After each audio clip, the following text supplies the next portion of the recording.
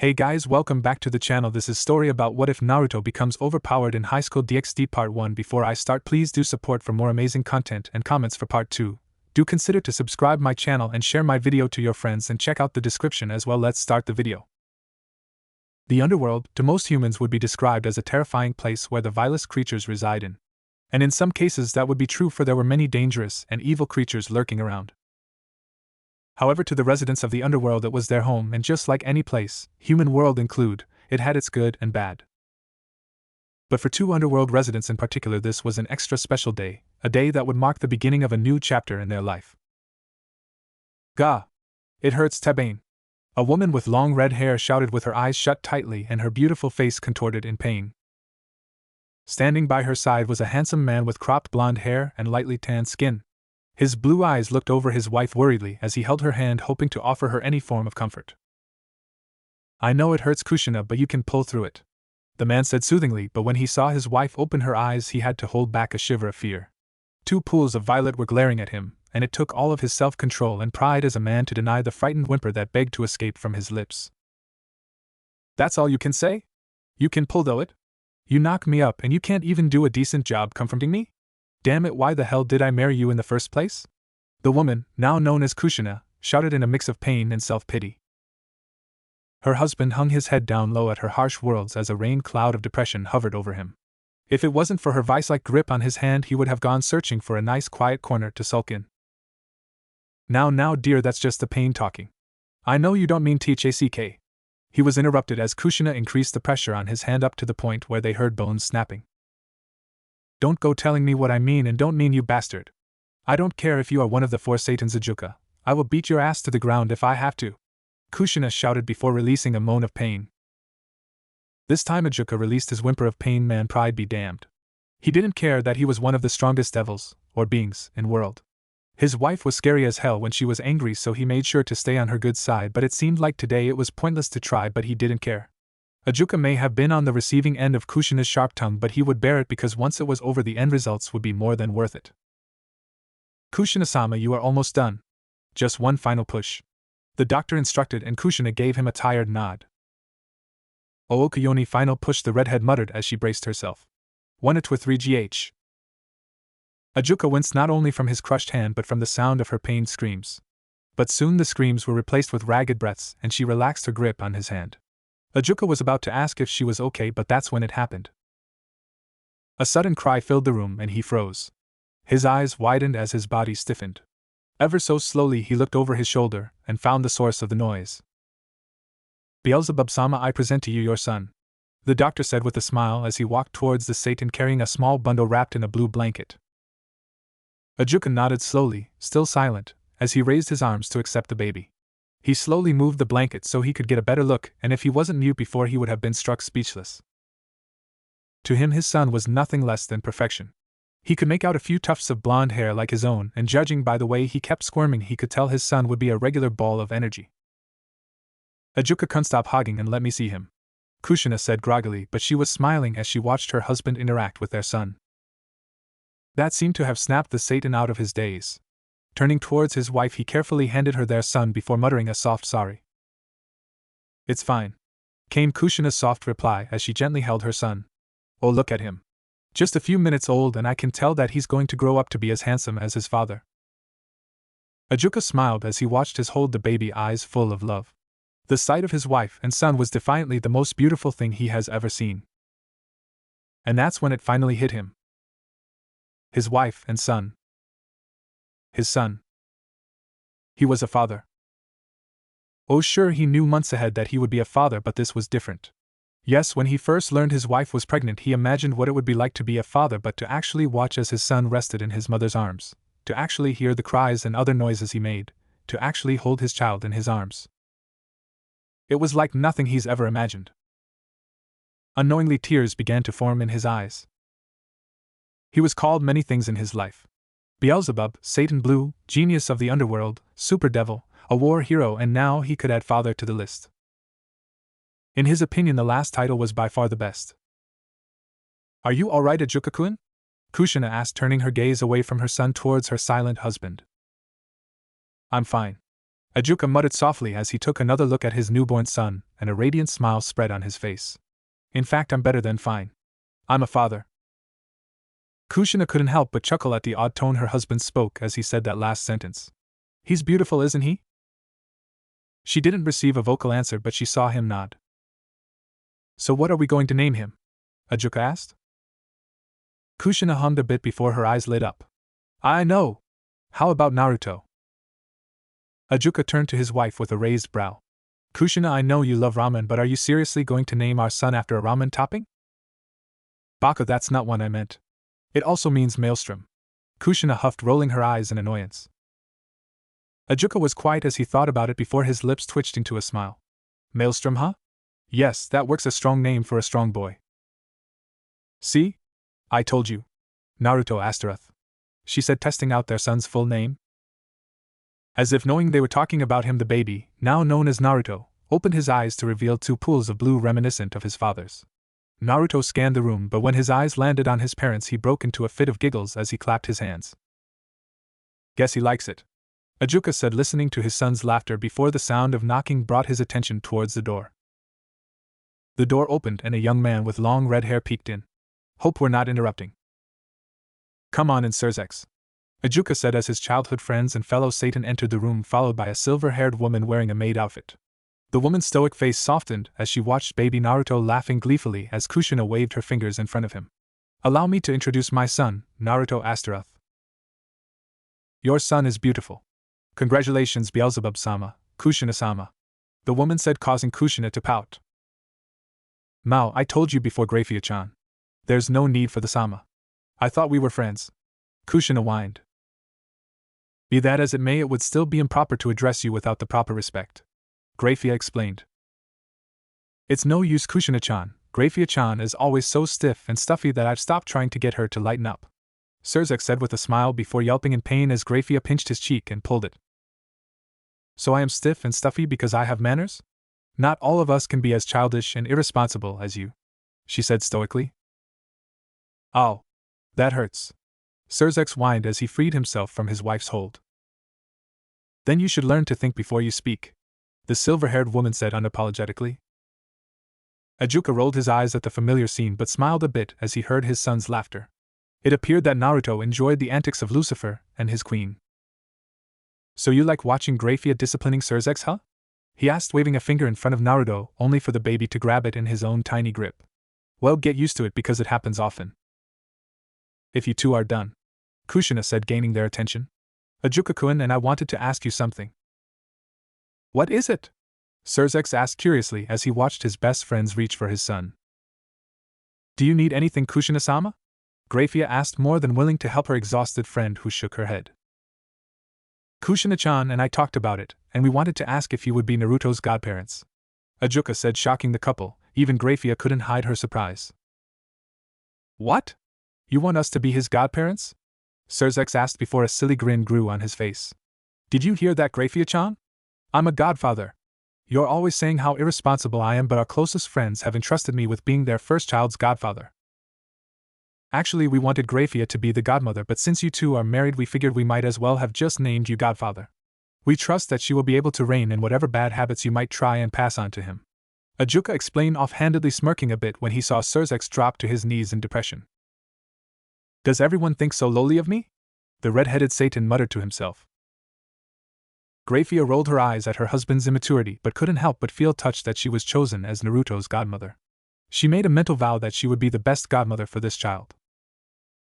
I would be honored, she said, bowing to them in thanks.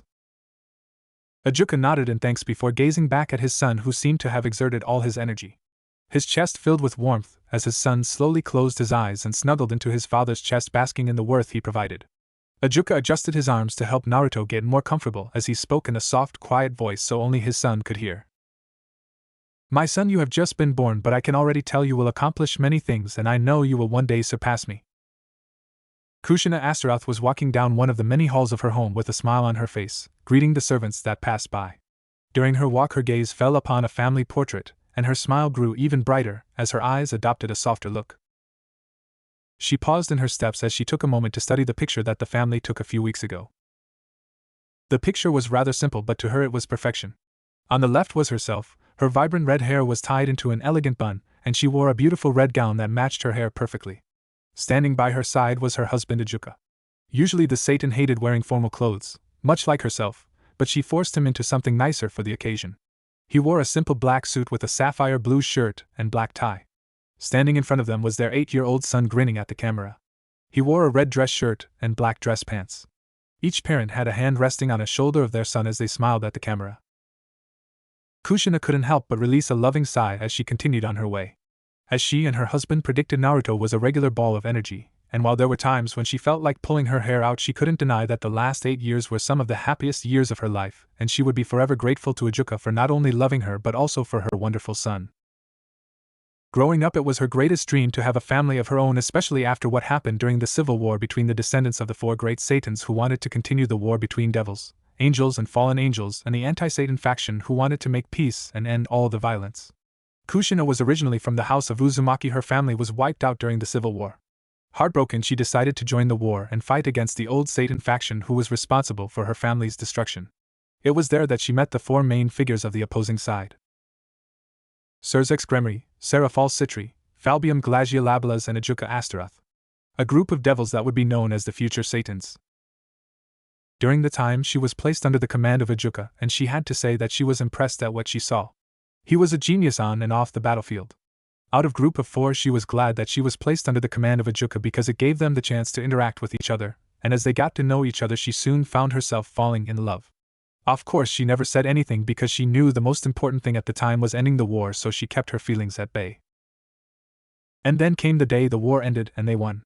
As one of the main reasons for winning, Ajuka was named one of the new 4 great Satans and given the title Beelzebub. This was met with mixed feelings for the red-headed devil.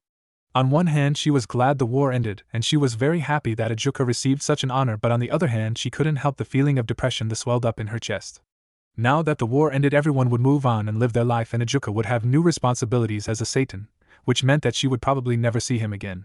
So she was very surprised when Ajuka walked to her a few days after given his title of Beelzebub. Flashback. Kushina sighed sadly as she took one final look at the small village she was staying at. Seeing as the war was over, she really had no reason to stay here. During the war, the only real friend she made was a devil named Graphia, but she was currently living in the Gremory home as a maid, although she noticed that she seemed awfully close to Surzex, the new Lucifer. Seeing as her only friend had her future set, she decided to travel the underworld, hoping to find her calling. She briefly thought of the idea of becoming a maid like Graphia before tossing that thought just as quickly as it appeared. No way in hell would she become a maid. No offense to Graphia, but it just wasn't her. The only real reason to stay was her feelings for Ajuka, but she convinced herself it was just a crush, a silly infatuation. Besides, he was probably too busy with his new responsibilities to notice her. She was just about to leave for her journey when she heard someone calling out to her. Confused, she turned around only to widen her eyes when she saw Ajuka heading straight towards her. "What are you doing here, Beelzebub-sama?" Kushina asked with a confused look. Ajuka blinked a bit before looking at her with a frown. "Beelzebub-sama? What's with the formality?" he asked with a raised brow. "Ah, well, I just thought it would be improper to address you informally now that you're a Satan. Congratulations, by the way," Kushina said. "Well, you can just drop it," Ajuka said, waving his hand dismissively. "As for what I'm doing here, I actually came to ask you something." Now this caught Kushina off guard. "Really? What is it?" "Can I court you?" he asked bluntly. Kushina's eyes widened to epic proportions as she tried to comprehend what she heard. Out of all the possible things he could have asked, she was most definitely not expecting that. What?" she asked, blushing madly. "I asked if I could court you," Ajuka repeated, looking at her with a raised brow as her blush deepened. What do you mean, court Tebane?" she squeaked. Oh dear God, she actually squeaked. Ajuka blinked in confusion at her question. He knew he was not the best when it came to emotions and reading people, and he knew he could be socially awkward, a result from his childhood as a recluse when he spent most of his free time inventing, but he thought his question was pretty clear. "Court as in date. You know, like when a man courts a woman, it means he wants to be romantically involved with her, typically with the intention of marrying her," he explained, giving her the literal definition, hoping she would understand. "Marry?" Kushina repeated in a faint voice. What the hell was happening? 1 minute she was resolved in leaving this place forever with her intent of burying and forgetting her feelings for Ajuka, and then the next minute said devil appears out of nowhere talking about courting and marriage. Well, not now, of course, Ajuka said, scratching the back of his head before shrugging. But in the future, who knows? It's a possibility. Kushina fell silent as she tried to process what was happening. Finally, she settled with her usual backup plan when she failed to think of something. Gah! Ajuka screamed in pain when Kushina's fist made contact with his jaw with enough force to send him crashing into a nearby wall. Hit first, ask questions later. If you didn't want to be courted, you could have just said so. No need to hit me, Ajuka muttered as he rubbed his jaw, but honestly he was pretty disappointed that she didn't want to go out with him. Hearing this caused Kushina's eyes to widen as she realized what her action must have implied. Wait, no. That's not what I mean. Stupid. The man you have feelings for and can't stop thinking about asks you out, and what do? You hit him. Baka. Baka. Baka, she mentally chided herself, hoping to salvage the satiation. It isn't? Ajuka asked with confusion. So if getting hit didn't mean no, then did that mean she would want to go out with him? Strange. As far as he could tell, physical violence was always a negative thing, but according to her she didn't say no. Did that mean that when people mean yes they'd punch each other? Was he really that unfamiliar with how people interact to not know this? I'm really sorry about that, it's just you really caught me off guard, Kushina explained with an embarrassed look on her face. I see. Ajuka said, relieved that she didn't outright reject him, although he didn't know if she said yes either. Were you serious about courting me?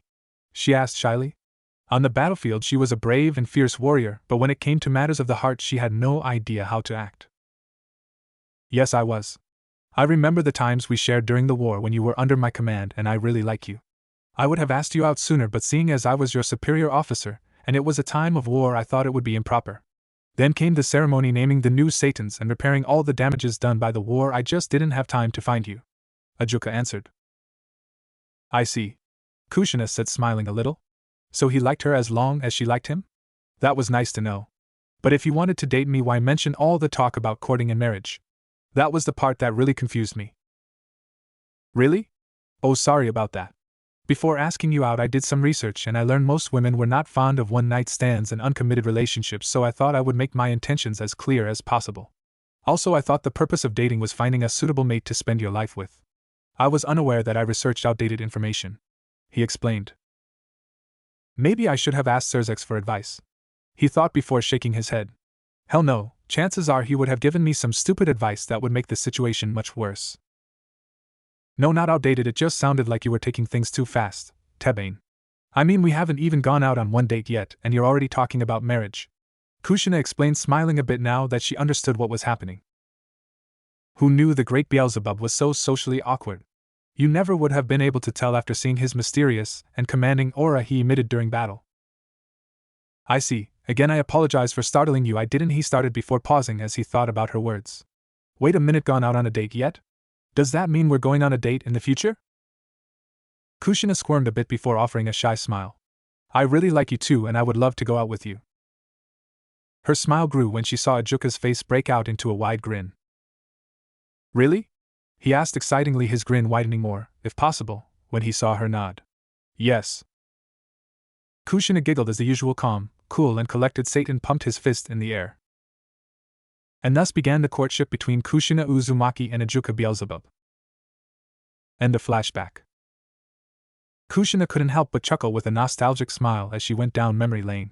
She couldn't believe that she actually punched him when he first asked her out. During their relationship she learned many things about him. One of the main things about him was that he loved to create. She knew he was a genius, but when she saw the inventions he made she was amazed. It was because of this that he became the chief advisor for the technology department of the underworld. And it wasn't long before he created his greatest invention, the evil peace system. The reason for the evil peace system was to help replenish the number of devils after the Great War, which had caused the death of countless devils, and the creation of the evil pieces eventually lead to the creation of the raiding game, which was popular among the devils. Thinking about this caused her to glance at her wedding ring as another fond smile found its way on her face. Flashback. Walking down the halls, Kushina searched for her boyfriends of a few years. He had called her earlier, and he sounded rather nervous. Whatever he wanted to talk about must have been important. She had just turned a corner when suddenly, boom! The sound of an explosion broke the silence. Kushina shook her head with an amused smile. Explosions were a rather common occurrence in Ajuka's home. Finally, she reached her destination and opened the door to his personal lab. Cough cough, is that you, Kushina-chan? She heard her boyfriend's voice ask through the smoke. When it cleared, she covered her mouth with her hand to smother her laughter. Ajuka was scratching his head covered in soot and dust, no doubt a result of the explosion. Hello, Ajuka-kun. She greeted, grinning at his disheveled appearance. Sorry about that, I was working on something, he explained as he tried to fix his appearance, but she just shook it off. That's all right, I know how you get. What is it that you wanted? She asked, tilting her head to the side. She raised a brow when she saw him adopt a nervous look, but he quickly wiped it off. Well, I wanted to talk to you about something. He started as he cleaned the soot off him as best as he could. You remember my newest creations, right? The evil pieces, right? It's become quite the topic. What about it? Kushina asked. Well, do you understand it? He asked, stuffing his hand in his pocket. Not everything, but I understand the gist of it. You based it off of chess, and it's used to reincarnate other species into devils. Each piece gives the person a new power. Kushina answered with a thoughtful look before continuing. There's also that rating game idea you've proposed, and a lot of people are really interested in it. That's right, and that's why I called you. I wanted to know if you wanted to join my peerage, he asked, pulling out a small box. They must have held the evil pieces, Kushina thought. You want me to join your peerage? She repeated, getting a nod from the Satan. Wow, I wasn't expecting that. Sure, I'd love to join your peerage, Ajuka-kun. What piece will I be? Ajuka took a deep breath before opening the box. He took out a piece but closed his hand before she could get a good look at it. Placing the box on a nearby desk, he took one more deep breath before dropping down on one knee. Kushina's eyes widened, and it was like she had forgotten how to breathe. He opened his hand, revealing a chess piece, a queen she recognized, and attached to the top of the piece was a diamond ring. When I create my peerage, I will become king, and every king needs a queen, and I can think of no other than you who could stand by my side as my queen. Kushina, I love, and these past years with you have been the happiest of my life. So today I am asking you, Kushina Uzumaki, will you join my peerage as my queen? Will you join my family as my wife? Will you marry me? Ajuka asked, staring at her with eyes full of love. Kushina was frozen in place, eyes wide with tears forming.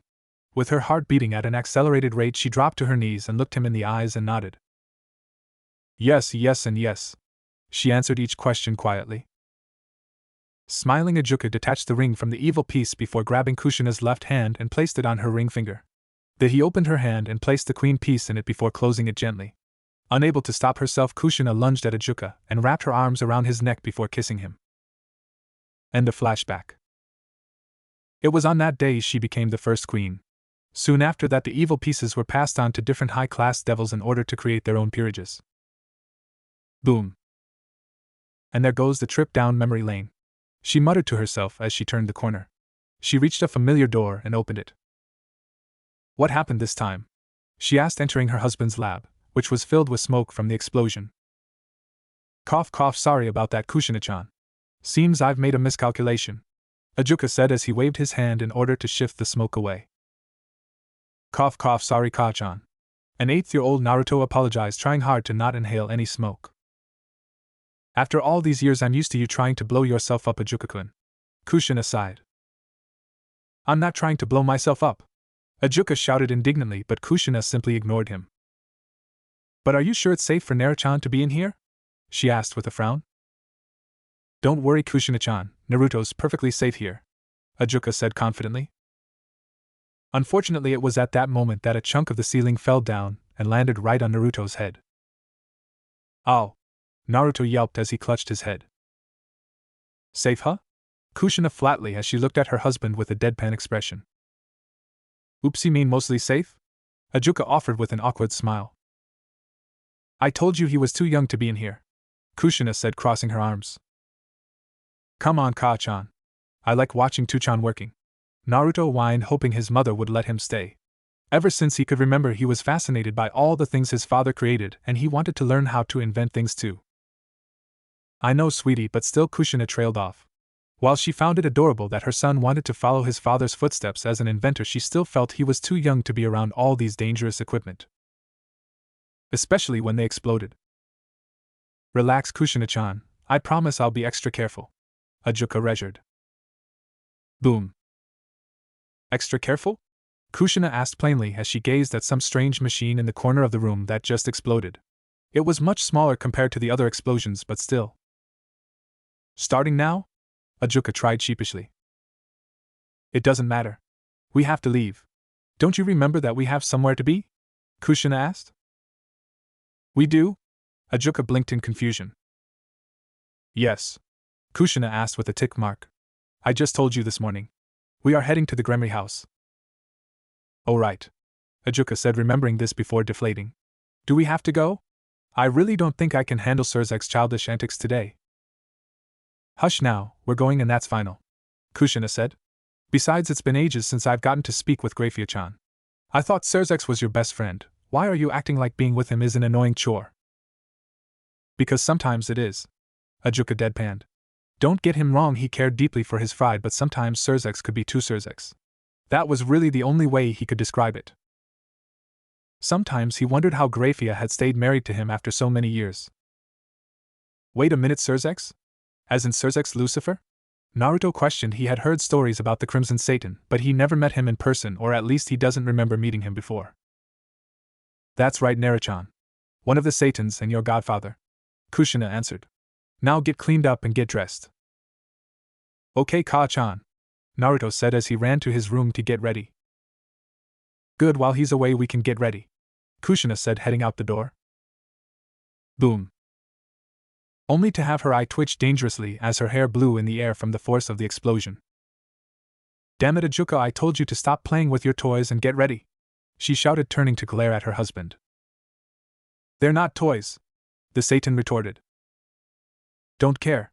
Now put your toys away and march up to your bedroom and get dressed, Kushina yelled, pointing in the direction of their bedroom. Don't go talking to me like I'm some child. And again, they're not toys. You know I hate when you call them that. Don't think glaring like that will work on me, Kushina-chan. The only reason I'm leaving to get ready is because I promised my dear friend we would visit him today, and I would hate to break my word. It has absolutely nothing to do with that stare of yours. And with that, the great Beelzebub marched out of his lab, past his wife and straight towards their room. As soon as he turned the corner, Kushina crossed her arms and grinned in victory. He may be one of the strongest and influential figures in the underworld, but it was nice that he knew who wore the pants in their marriage. This is so exciting. I get to meet another Satan, Naruto said excitingly as he looked out the window of the carriage they were riding to the Gremory house. Don't get too excited, son. It will only lead you to disappointment when you actually meet him, Ajuka explained, only to receive a slap in the head courtesy of his wife. Oh. Don't go insulting Surzek, Kushina reprimanded. Oh please, you act like you've never insulted him before. Hell, my insults could be considered compliments compared to some of the things you've said. Ajuka rolled his eyes, smiling a bit when he saw Kushina blush a little. That's not the point, she huffed, turning away with a pout. Eventually the conversation between Kushina and Ajuka ended, along with Naruto's sightseeing as their carriage finally reached its destination. Alright, let's get this over with. The sooner we finish, the sooner we can go home and I can work on my new project, Ajuka said, stepping out of the carriage. New project? What is it? Can I help? Naruto eagerly asked as he stepped out. Ajuka looked at his son with a grin. Seeing Naruto show such interest in his work always brightened his mood.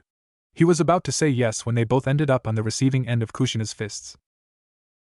Oh. Both father and son massaged the lump on their head as Kushina stared at her family with narrowed eyes. No talking about projects. We are here to spend some time with our dear friends, do you understand? Ajuka nodded with a resigned look, but Naruto pouted at his mother. But Ka-chan, I don't have any friends here. We're here to see your friends, not mine. I don't even know anybody here, Naruto complained. Don't worry, Sochi-kun, Surzek has a little sister. She may be 2 years younger than you, but I'm sure you'll get along, Kushina said. Really? Naruto blinked. Good, this meant that there would be another kid to play with while the adults would have their boring conversations about whatever it was that adults talked about. Careful though, if you get too close to her you'll earn the wrath of that sis-con we call Lucifer, Ajuka muttered, but Naruto still heard and looked confused. Sis-con? What's that?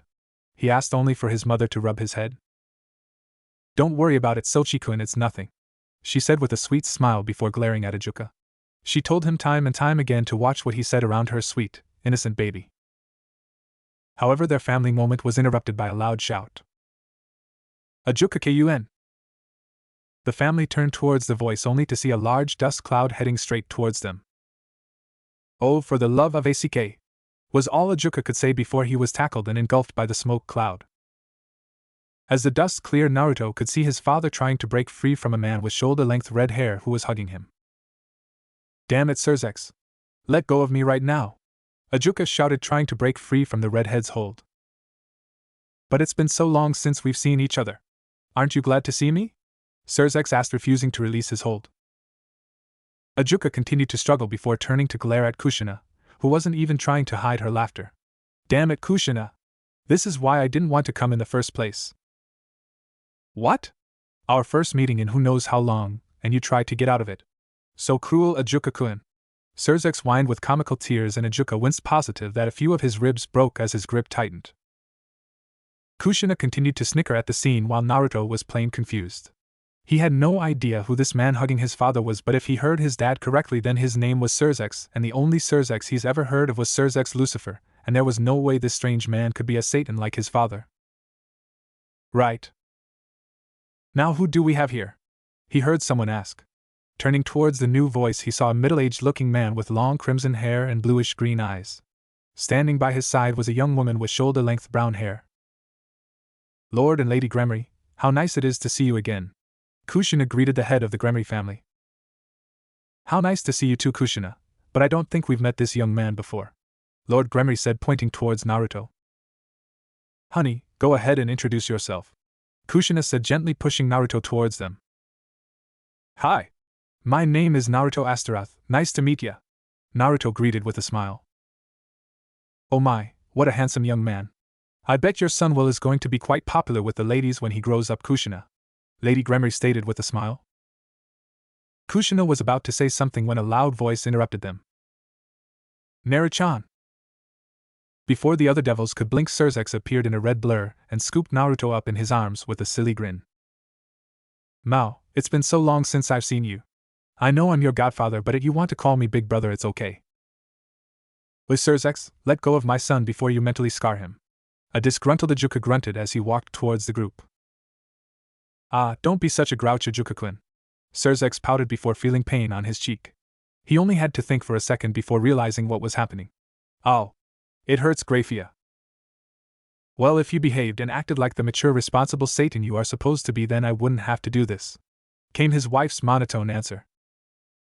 Having escaped his hold, Naruto stepped away from the couple to stand by his father, who rolled his eyes at their action as if he'd seen it 1,000 times before. Which he has. Naruto-chan, you are they? Naruto asked. Those are your godparents, Grafia and Surzex, Ajuka answered. Wait, Surzex Lucifer? As in Surzex Lucifer the Satan? Naruto asked with a perplexed look. Why, yes, I am, Surzex said as he freed himself from his wife's hold. Why do you look surprised? Oh, I understand. You must have been struck speechless to be in the presence of someone as awesome as myself. No, that's not it. It's just I thought the other Satans would be super cool and badass like Naruto-chan, but you kind of remind me of a clown, Naruto answered honestly. There was a moment of silence. Ha ha ha ha ha. That was broken by Ajuka, who threw his head back, not even trying to hide his laughter. Kushina covered her mouth to try and suppress her giggles, but it was a difficult task to do. Lord and Lady Gremory chuckled in amusement, and while Grafia didn't make a sound, her lips twitched into the tiniest of smiles and her eyes danced with mirth. And Surzex? A clown? The Crimson Satan muttered to himself as he fell on his knees, an aura of depression hovering over him. He's the one you called a Siscon, right? He asked. Remember what Ajuka said in the carriage?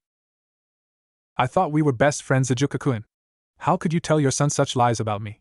Surzex shouted, pointing an accusatory finger at his fellow Satan. But it isn't a lie. Every adult thought, looking at Surzex with blank looks.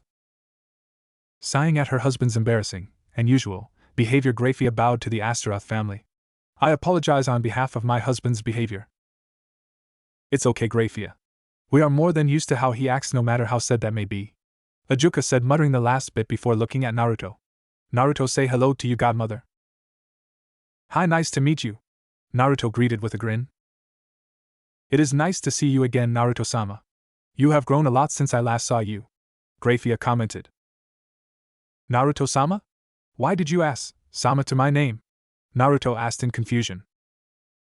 It is because you are a high-class devil and the son of two very important devils. It would only be proper to address you in such a manner, Grafia answered. But I'm only 8. It's not like I did anything super important to get called that, Naruto protested. He may have been young, but from the lessons his parents made him take, he knew Sama was a suffix you used on someone who deserved the utmost respect. He also knew that he did nothing to deserve such respect, and he did not want to mooch of his parents' fame and success. Perhaps, but it would still be improper to address you in any other manner, Grafia insisted. Now, why do you have to be so serious, Grafia-chan? Just drop the act and hug my son like you want to, Kushina complained. I assure you that this is no act, Kushina-sama, Grafia replied, causing Kushina to cry anime tears. We're supposed to be best friends, Grafia-chan, and best friends don't talk so formally with each other, the red-headed woman whined. Ka-chan, Tu-chan, what's going on? A young girl's voice asked. Naruto turned towards the newcomer and saw a young girl with long red hair. Ah, Rias, what good timing, come and meet our guests, Lord Gremory said, smiling at his daughter. Who are they? Rias asked, titling her head to the side. She knew who Ajuka was because her big brother brought her to an meeting for the Satans, and he introduced her to them, including Beelzebub. Rias, this is Ajuka-sama's wife Kushina Astaroth, and their son Naruto, her mother introduced. Well, hello there, Rias-chan, it's nice to meet you, Kushina greeted with a smile. It's nice to meet you too, miss, the young girl greeted with a bow. Rias-chan, why don't you take Naruto inside and play while we grown-ups talk? Lord Gremory suggested. Rias blinked at her mother before smiling and nodding. It looked like she would get a new friend today.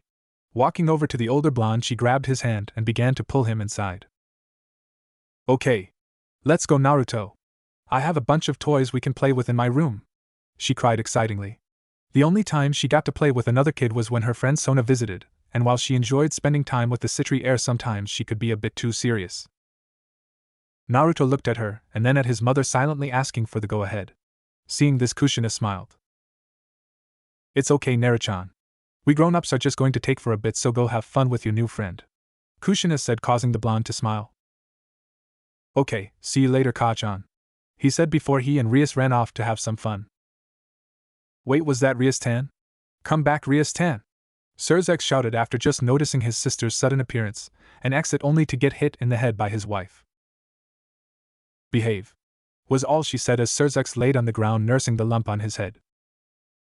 Your creepy obsession with your sister aside, let's get down to business, Ajuka said, only to join Surzex on the ground with a matching lump courtesy of Kushina. We're not here for business, we're here to speak with friends, so lighten up, Kushina said. Off on the sides, Lord and Lady Gremory could only sweat drop at the sight of the two most powerful devils lying down on the ground, being bossed around by their wives, each sharing the same thought. Whipped. So you're the heir of the Gremory clan, right? Naruto asked as they walked down the hall. Yup. When Tu-chan and Ka-chan are done leading the family, it will be my turn, Rias explained with a smile before looking at Naruto. What about you? Are you the Astaroth heir? No, my uncle Diodora is the heir, but if anything happens that leaves him unable to fulfill his duties, I would be next in line, Naruto answered with a frown. He met his uncle once, and he could honestly say that he didn't like him. He felt a weird vibe from the man, not to mention things were always tense and uncomfortable when he was in the same room as his father. I see.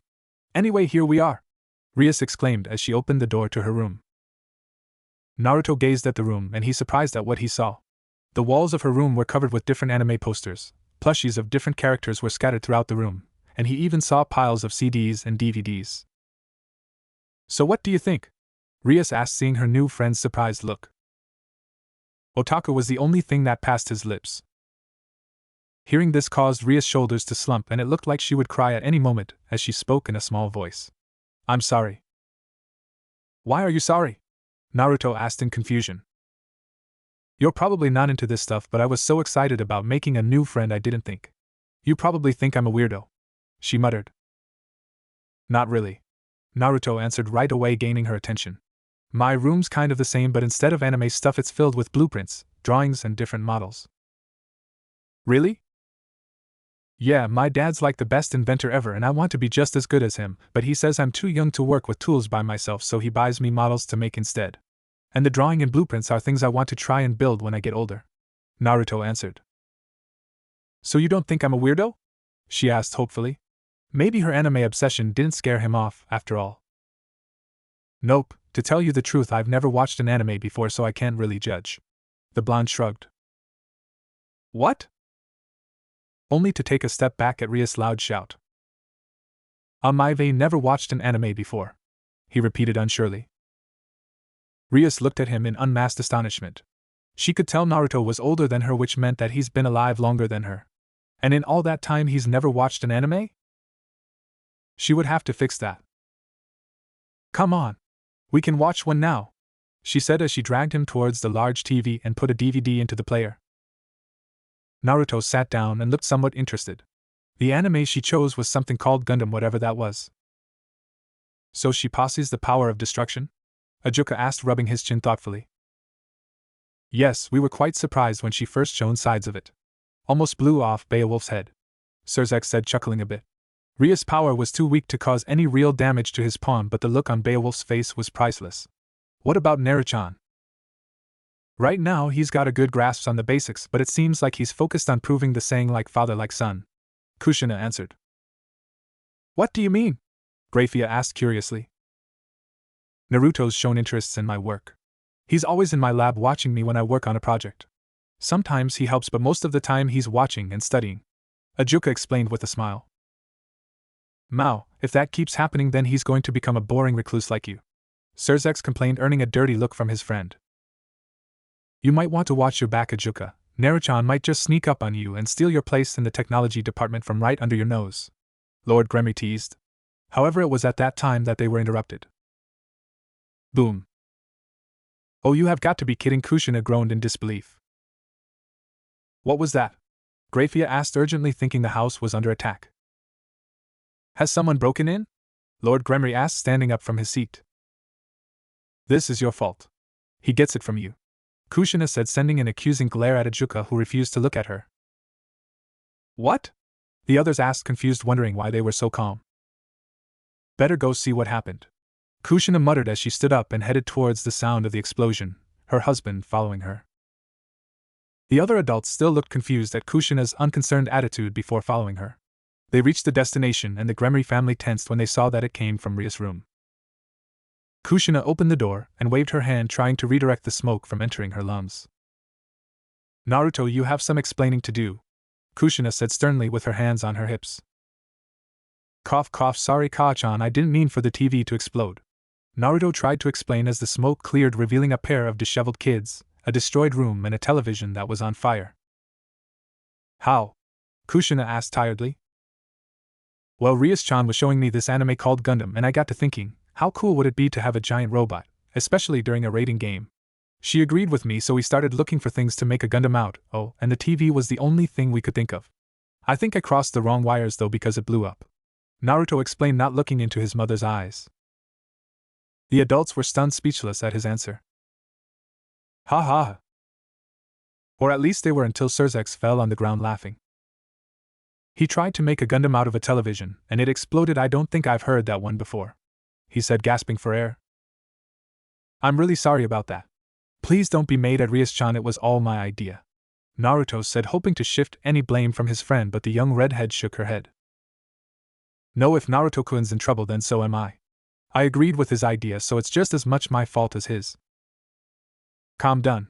No one was harmed, so no one's in trouble, Lord Gremry reassured. He was just glad the children were unharmed.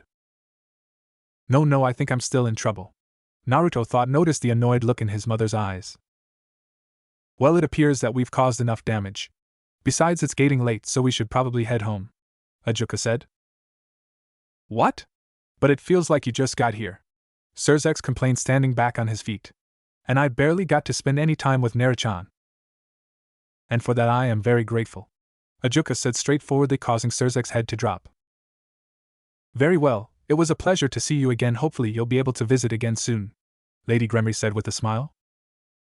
Bye Naruto-kun, I had lots of fun, Rias said, waving at the retreating blonde who was following his parents out. See ya around, Rias-chan. Naruto waved back, smiling.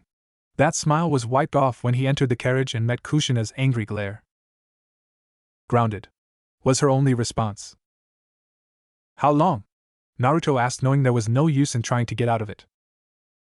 For 1 month you are not allowed to enter your father's lab. What? Naruto and Ajuka asked with a horrified look. You heard me, and don't give me that look, Ajuka. You're the one who taught him how to blow things up, and he decided to blow up a room in our friend's home. Kushina said, crossing his arms. I don't blow things up on purpose. I didn't blow it up on purpose. A 9-year-old Naruto cursed as he rolled out of the way to avoid getting hit by a magic blast from his mother. Pretty good reflexes, Naruto-chan, but you're going to have to do better than that, Kushina said in a sing-song voice as she raised her arm open-palmed. Next thing he knew, 3 chains made of magic shot out of her palm and were heading right for him. Oh shit. He muttered as he tried to dodge, but one of the chains wrapped around his ankle. Gotcha. Kushina smirked before pulling her arm back, forcing Naruto to come flying towards her. She began to swing her arm in a circle, and Naruto was forced to follow thanks to the chain. Ayaha! He screamed as he was being swung around like a rag doll. The chains began to glow a bright white before dispersing, and with nothing to restrain him, Naruto was sent flying until he crashed into a wall, creating a Naruto-shaped crater. Ow! He muttered as he fell to the ground with a thud. Guess we will call it a day, huh, Naruto-chan? Kushina asked as she walked towards her son. And no wa ka-chan. Naruto said, standing up on shaky legs. It was obvious that he was still dizzy from Kushina's last move. I can keep going. Maybe, but I don't want you to overexert yourself, Kushina said. But I need to train Ka-chan. I'll be getting my evil pieces soon, so I need to get stronger. Naruto tried to protest. A high-class pure-blood devil would receive their evil pieces when they turned 10. So in about a year he could start forming his peerage, but he needed to be stronger. He was the son of 2 powerful and influential devils, and one of them was a Satan, so he had some pretty big shoes to fill, but he was confident he could do it. But in order to do that, he would be expected to enter numerous raiding games to show off his strength, which was essentially a violent version of chess. He was king, so if he falls then his peerage loses, and he simply refused to stay back where it's safe while his peerage fights. He would not be that kind of king. He would fight alongside his allies and win with them. Which is why he asked his parents to train him. Relax, Naruto-chan, you are very strong for your age. Kushina reassured, causing Naruto to ease a bit. Really? Yes, really. You have to understand, Naruto, that you're comparing your strength to mine, your father's and the rest of his peerage's strength, but we've had centuries of training and fighting to get as strong as we are today. We didn't get as strong as we are today overnight. Kushina explained. Sorry, I guess I'm just rushing a bit. Pretty soon I'll be able to form my own peerage, but I want to be strong enough to protect them and fight alongside them. Whenever Tuchan talked about his peerage, he sounded so proud, I guess is the word. He was proud to fight alongside them. And when you or the others talk about it, you always mention how lucky you were to fight under a great king. Naruto tried to explain before blushing in embarrassment. I guess I just want to be like him, the kind of king that his peerage respects as a friend and leader. Kushina just looked at him unblinkingly, causing Naruto to shift in place before she grabbed him in a bone-crushing hug. Ah, Naruto-chan, you're so cute, she cooed as she rubbed her cheek against his. No, I'm not. What's with you, Ka-chan? I was being serious. Naruto protested as he tried to escape her hold but wasn't having any luck. Nothing, Sochi, Ka-chan's just having a moment, she answered as she let him go, resisting the urge to hug him again. The way he looked up to his father, she just couldn't explain how adorable she thought it was. Now go get cleaned up, we're having company today. Naruto looked at her, tilting his head in confusion. We are? Who? The Gremory clan? It had been about a month since he last saw Rias. Ever since their first meeting they would often visit each other. This of course led him to meeting the Citri Arizona, who was the complete opposite of Rias, but he got along with her fairly well. No, not them, an old friend of mine is visiting and she even has a son your age, Kushina said as she led Naruto out of the training room. Really? Naruto asked with wide eyes. The only friends he had that were around his age were Rias and Sona, and while they were good company he couldn't help but wish he had a friend who was a guy. Yes, and from what I hear he is pretty strong for his age, just like you. Who knows, maybe by the end of the day you'll have a new training buddy. Kushina mused. Now go to your room and get ready. Alright, Naruto said as he ran ahead of his mother. Misla, it's nice to meet you again, Ajuka greeted as he opened the door to allow his guests to enter. The first was a young beautiful woman. She had long black hair tied in a high ponytail and violet eyes. The second was a young boy who looked a lot like his mother, shaggy black hair and violet eyes. "Hello, Ajuka, it's been a while since we've last spoken," Misla said with a smile. "It has indeed, and I assume this young man is your son?" he asked, nodding to the boy who remained silent. "He is. Come now, Sochi, introduce yourself," Misla said, nudging the boy. "Hello, Beelzebub-sama, my name is Serorg Bale. Thank you for allowing us in your home," he said politely with a bow. "Misla-chan, is that you?" they heard someone ask. Turning, they watched as Kushina and Naruto make their way towards them. "Kushina-chan, it's been ages," she greeted her old friend, who nodded in return. "I know, and this must be Serorg," Kushina said, looking at the bow, who bowed again. "You are correct, Kushina-sama," the boy stated. "Era, such a polite young man. Naruto, come greet our guests," Kushina said. "Yo! The name's Naruto Astaroth, nice to meet you," Naruto greeted with a grin. He seems to have taken after you, Kushina-chan," Misla mused with a smile.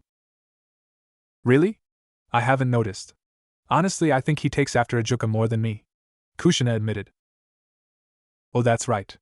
I've heard from Venelana that Naruto is growing up to be quite the inventor," Misla said with an amused smile as she remembered hearing how the blonde tried to turn a television into a Gundam, which resulted in an explosion.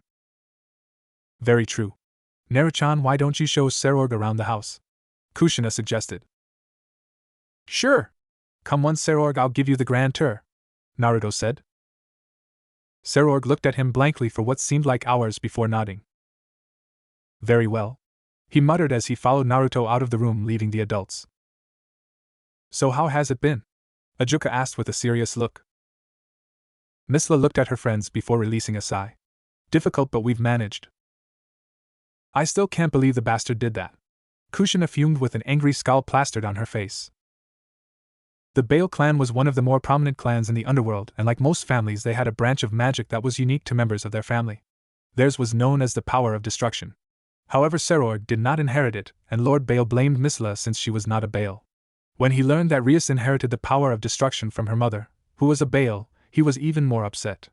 Thinking that his eldest was a disgrace, he appointed his youngest son and Serorg's younger half-brother as the next heir to the Bale clan, while banishing Serorg and Misla to the countryside of Bale territory.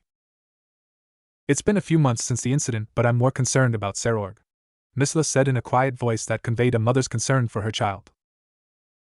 "What's wrong with him?" Ajuka asked with a frown. "While he doesn't really care what his father thinks, I can tell he is worried about me. We have always been close, and I can see that he blames himself. Not only that, but the other devils have not been helping. They have constantly ridiculed him, and I can tell that it's starting to get to him," she explained, her eyes downcast. "I see a lot has happened to him despite being so young," Ajuka agreed. "That's why I hope your plan works, Kushina-chan," the black-haired woman said, gazing at Kushina, who was smiling comfortingly. "Don't worry. Sometimes when life knocks you off your feet, you just need a good friend to help you stand," she explained, still smiling. "You may be right," Misla agreed with a hopeful smile. Maybe having a friend would lift up her son's spirit. "And this is the training room. If I'm not in my room or my dad's lab, then I'm usually in here," Naruto said as he led Serorg into the training room. Serorg studied the room before glancing at Naruto. "If it is all right with you and your parents, I would like to stay here and use the room for the remainder of my visit," he said in a rather stiff voice. "You're sure?" Naruto said in a wary voice. He frowned as he watched Serorg walk towards one of the weight stands and began some heavy lifting. During the tour, Serorg barely spoke to him, and when he did, it was usually one-word answers, and he spoke in a clipped tone. He was hoping to become friends with him, but he was making it rather difficult. Damn, it was so much easier becoming friends with Rias and Sona, he thought with a frown before walking towards the other boy and picked up his own set of weights. "So what's the Bale clan like?" he asked, hoping to start a conversation. He raised a brow when he noticed Serorg tensing up and his eyes narrowed, but he didn't say a word. "I heard that they're one of the strongest clans, right?" He tried again, but was once again met with silence. "Hey, where's your dad? How come he didn't show up with you and your mom?" He tried once again. This time, though, he got an answer. It was so quiet that Naruto couldn't hear him. "Sorry, but I didn't catch that," he said, and was surprised by the angry glare Serorg shot him. "I said shut up," he growled, causing Naruto to frown. Oh, I'm just trying to be nice here. No need to act like a jerk, he said, getting a bit irritated. He tried to be friendly with his guy and was only met with the silent treatment. Now he finally talks and he gives him the attitude? Nice? Serorg scoffed. Bullshit. You're just mocking me like everyone else. Mocking you? I'm just asking you some questions. How the hell is that mocking you? Naruto asked with narrowed eyes. Shut up. I don't care if you're some Satan's brat. I'm not going to just stand still and take this. Serorg growled as he dropped his weights. Some Satan's brat? Naruto hissed back with a glare. Alright, I've tried to be nice, but you're seriously pissing me off. The same could be said about you, buddy. Serorg shot back.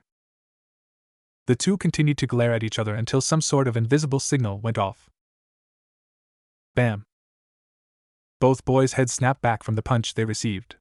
Serorg was the first to recover and delivered a solid punch to Naruto's stomach, causing him to lurch forward. Clasping his hands together, Serorg slammed both hands into the back of Naruto's head, causing him to crash into the ground. Naruto wasn't going to take this without fighting back, though. He grabbed Serorg's ankle and pulled, causing the other boy to lose balance and fall. Serorg tried to roll away, but Naruto jumped to his feet and landed a kick to his side. Not bad, Serorg admitted before getting back up and charging. He cocked his fist back and aimed a punch at Naruto's face, planning to knock his head off. The blonde had other plans, though. He moved his head to the side, narrowly avoiding the blow, but he used Serorg's momentum against him. He grabbed his arm and threw the boy over his shoulder, who grunted in pain as he connected with the ground. Come on, jackass. With that attitude earlier, I expected more from you, Naruto taunted. Don't get cocky, Serorg said with a frown as he stood up. I was just warming up. Before Naruto could blink, he felt a wave of pain hit him.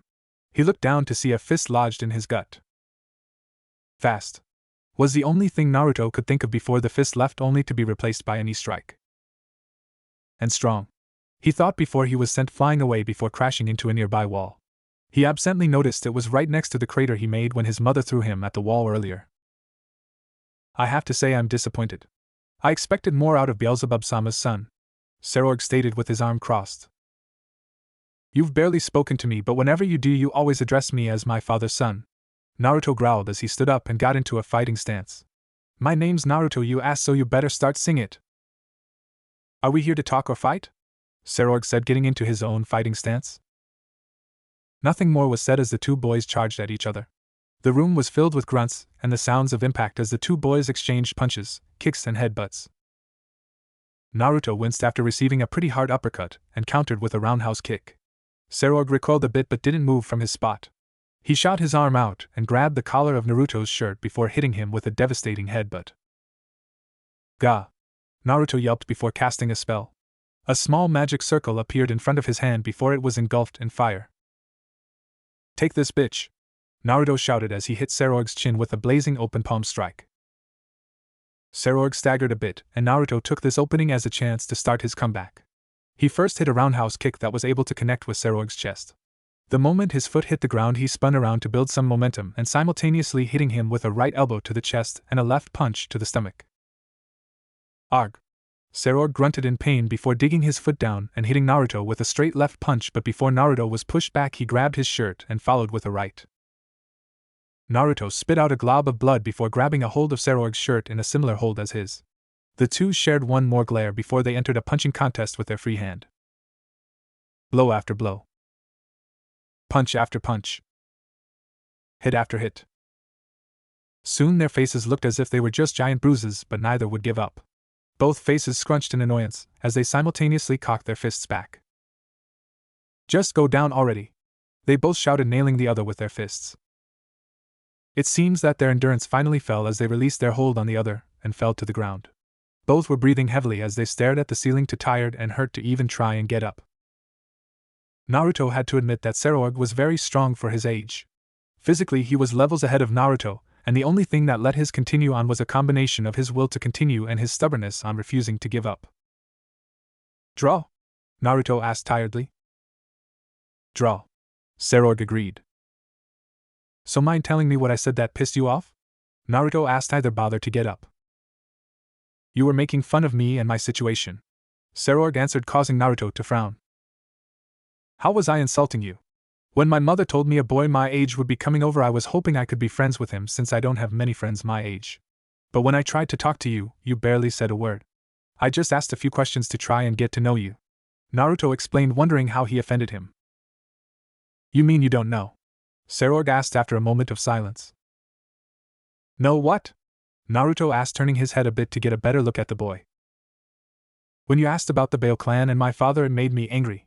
Something recently happened to my mother, and it is because of them," he answered, wondering if he should continue. After a moment of thought, he sighed and decided he might as well explain why he got so mad that he started a fight. "Have you heard about the power of destruction?" "Yeah, my friend Rias has that ability." "Why?" Naruto said, remembering his red-headed friend showing him the destructive power of her magic. "The power of destruction was originally from the Bale clan. The reason Rias can use it is because her mother was originally a Bale before she married into the Gremry," he explained. "Huh, so that would make you two cousins or something?" Naruto asked curiously. "Pretty much, but unlike her, I did not inherit the power of destruction, and my father was not pleased with that," Serorg said with a frown. He thought it was a disgrace for the Bale heir to not have the power of destruction. Once he found out the Gremry heiress could use it, it upset him even more. He blamed my mother for giving birth to what he considered a useless heir, so he banished us from the main house. Now we're forced to live in the countryside at the very edge of the Bale lands.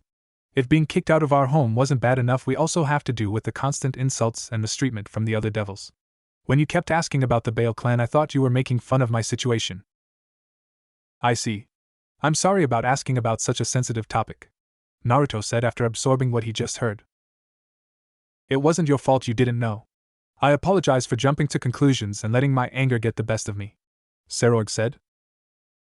"But if you want my opinion, you don't need the power of destruction," Naruto said with a thoughtful expression. "What?" Serorg looked at Naruto confused. "I mean, you were really strong, and it was just hand-to-hand combat. I can only imagine how much stronger you'll get when you're older. Plus, there are a lot of other things you can learn to get stronger too," Naruto said, and Serorg actually smiled for the first time since he came here. "Thanks, you were pretty good too," Serorg complimented. "No matter what I tried, you just wouldn't stay down." "Naru-chan." "Serorg. Where are you?" they heard Kushina asked from outside the training room. "Oh," Naruto muttered, not looking forward to this. "Did you find them, Kushina-chan?" they heard Misa asked. "Not good," Serorg mumbled after hearing his mother. You said your boy likes to train, right? So does Naru-chan. I bet they're in the training room having a friendly spar," Kushina's voice said as it got closer. "Shit." Both boys cursed as the door opened. Naruto/Serorg. Both mothers shouted as they saw their sons lying on the floor. "Hi, Ka-chan," both the boys said, trying to smile, but it came out as a grimace. "What happened?" Kushina said as she ran over to her injured son with Misla following her lead. "Well, you see, Serorg and I were talking," Naruto started to explain, getting everyone's attention. "Then we had this weird sound. We decided to investigate, and it led us to the training room." "What was it?" Kushina asked worriedly. Had someone managed to sneak into their home and harmed her baby? Serorg was just looking at Naruto with a raised brow, wondering what the hell kind of story he saw pulling out of his ass. And when we entered the room, we saw he trailed off, trying to think of something before blurting out the first thing that came to mind. "Bigfoot." Chirp, chirp, chirp. Naruto wasn't sure if the cricket noises were imaginary or not, but he didn't care. He was too busy avoiding everyone's eyes, trying to hide the embarrassed blush he knew was spreading on his face. "What?"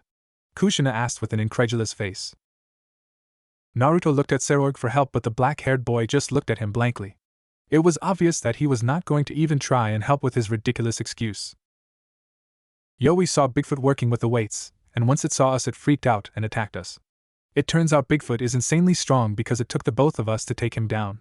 But we were able to take him down, but once he heard your voice, he ran off. Serorg and I were so tired that we fell to the ground exhausted just as you entered." "Bigfoot, huh? Why didn't we see him leaving the training room?" Kushina asked flatly with a raised brow. "Well, Bigfoot has got to be really quick and stealthy, right? Why else has no one been able to get a clear picture of him?" Naruto explained. "So yeah, that's pretty much what happened." "Baka!" Kushina shouted with a comical look of rage. "Do you really think I would believe such a story?" As if someone like the first queen would fall for such a lie, Serorg thought, rolling his eyes. How did Naruto think that anyone would believe that ridiculous story? Everyone knows Bigfoot lives in the human world. There's no way he would be here in the underworld. Kushina continued, and if Sarorg was able to stand, he would have face planted hard. That's why she doesn't believe him, he thought incredulously. So what really happened? The red-headed devil asked, tapping her foot impatiently. It was my fault, Kushina-sama, Sarorg said, sitting up, though it took a lot out of him. Naruto was just trying to be polite, but I let my temper get the best of me. What started out as a simple misunderstanding turned into a fight. I apologize for my actions. It wasn't just him, Ka-chan. I let my temper get to me too, Naruto said, not letting Sarorg take all the blame. Kushina looked at the two boys before turning to Misla, who just shrugged, causing her to sigh. Fine, but don't think I'll let you off the hook so easily. Now come on, we better fix you up, Kushina said with an annoyed look, and in order to show how displeased she was, she grabbed Naruto by the ear and began to drag him away. Oh. Ka-chan, let go. Are you telling your mother what to do? Ouch. Of course not, Ka-chan. Oh. Please stop twisting my ear. Sarorg and Misla's sweat dropped as they watched Kushina drag Naruto away, ignoring the younger boy's pleads.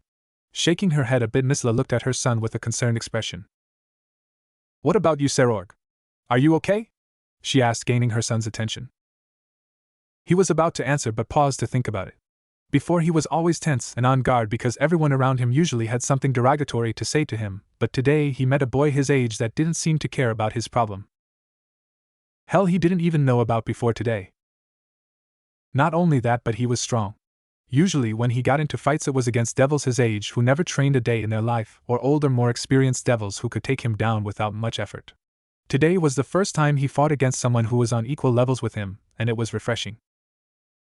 It was true that his body was sore, but he felt himself starting to relax, so he grinned at his mother, and she blinked in surprise when she saw the genuine happy look in his eyes. As a matter of fact, mother, I'm more than okay, he said, his eyes drifting towards the door where he could still faintly hear the voice of Naruto complaining that his mother was pulling his ear too hard. I've never been better, he said, closing his eyes, missing his mother's surprised but pleased expression. I'm glad, she whispered with a smile. Despite her son's bruised face, it's been some time since she's seen him this happy.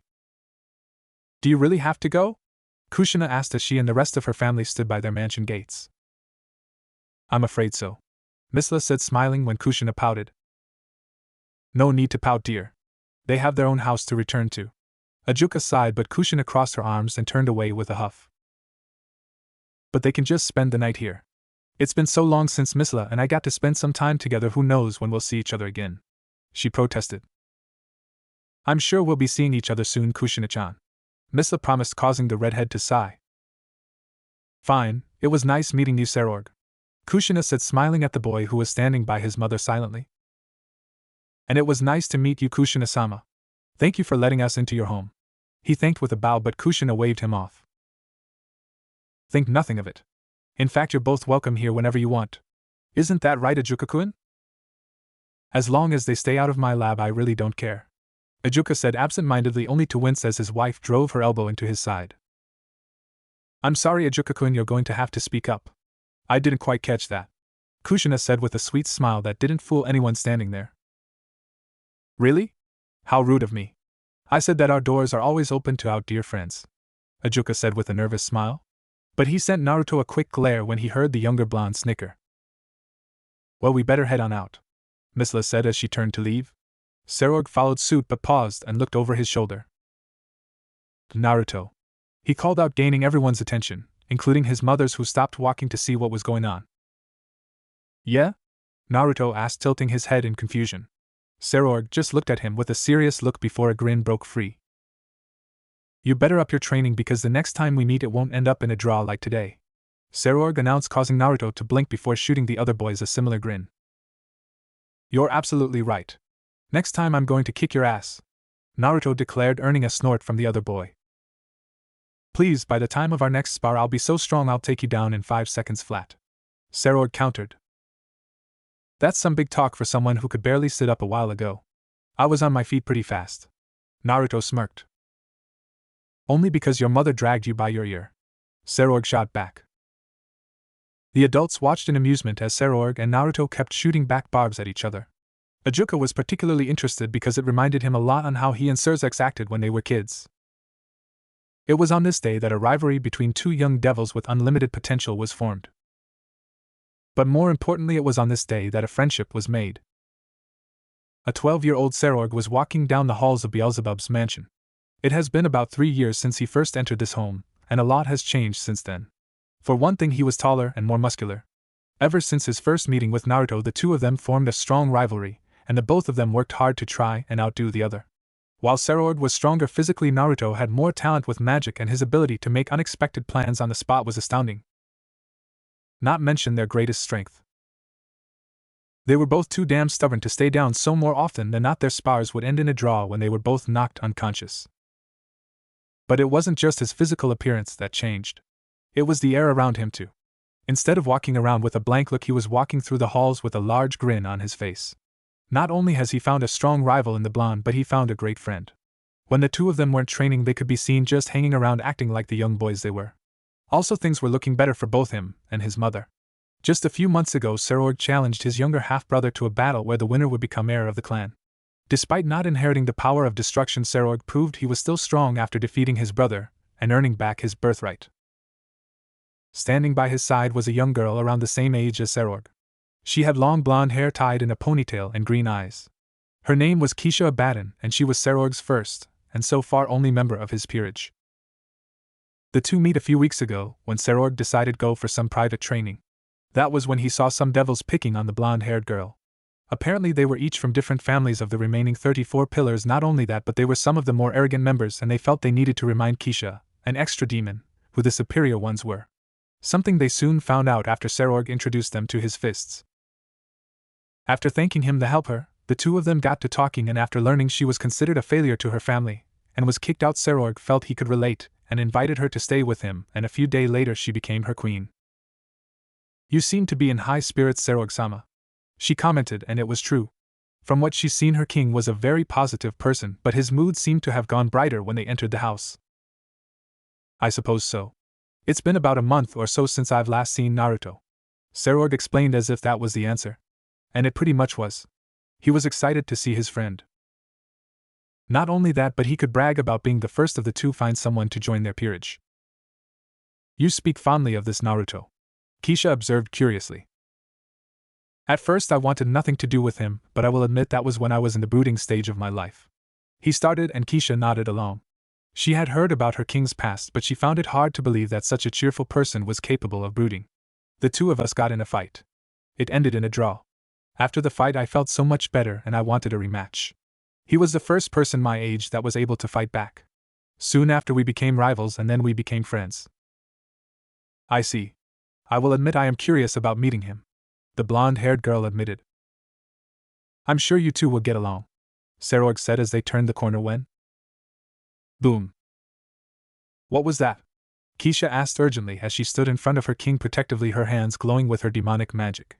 However, she blinked in confusion when she heard Serorg laugh and walk past her as if explosion were a normal occurrence in this home. If only she knew. The two walked until they reached a door, and they could see some smoke coming through the spaces. Without knocking, Serorg grabbed the knob and turned, waving away any smoke before he inhaled it. "Naruto, are you free or are you too busy trying to blow yourself up?" Serorg shouted, looking around the room.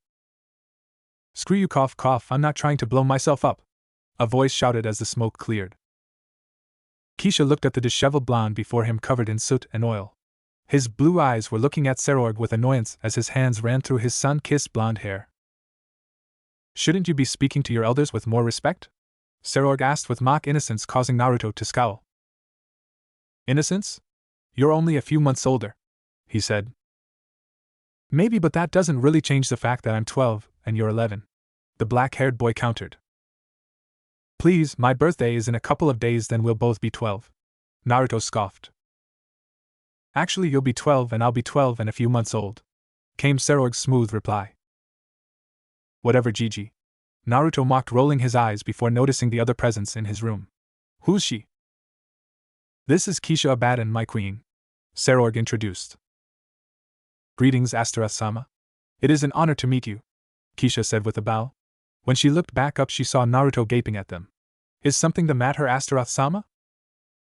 You have a queen? Since when? Naruto asked, flabbergasted. A few weeks ago. Sarorg said, shrugging like it was no big deal, but he was mentally grinning at his reaction. Damn it! How did it come to this? How did you get someone to join your peerage before me? Naruto asked as he fell to his hands and knees, pounding the floor with a fist. Because I am better than you? Sarorg suggested with an innocent look, but Naruto shot to his feet and pointed a finger at him. Blasphemous! He shouted. Now that I think of it, Rias has a queen too, right? Sarorg asked, pouring salt to the wounds. So? Naruto asked, turning away. We had 2 years on her, and yet you still don't have a single member? He mocked. So it took you 2 years to get a member too? Naruto shot back, glaring at him in annoyance. Perhaps, but I said I would not form my peerage until I reclaimed my place as clan heir.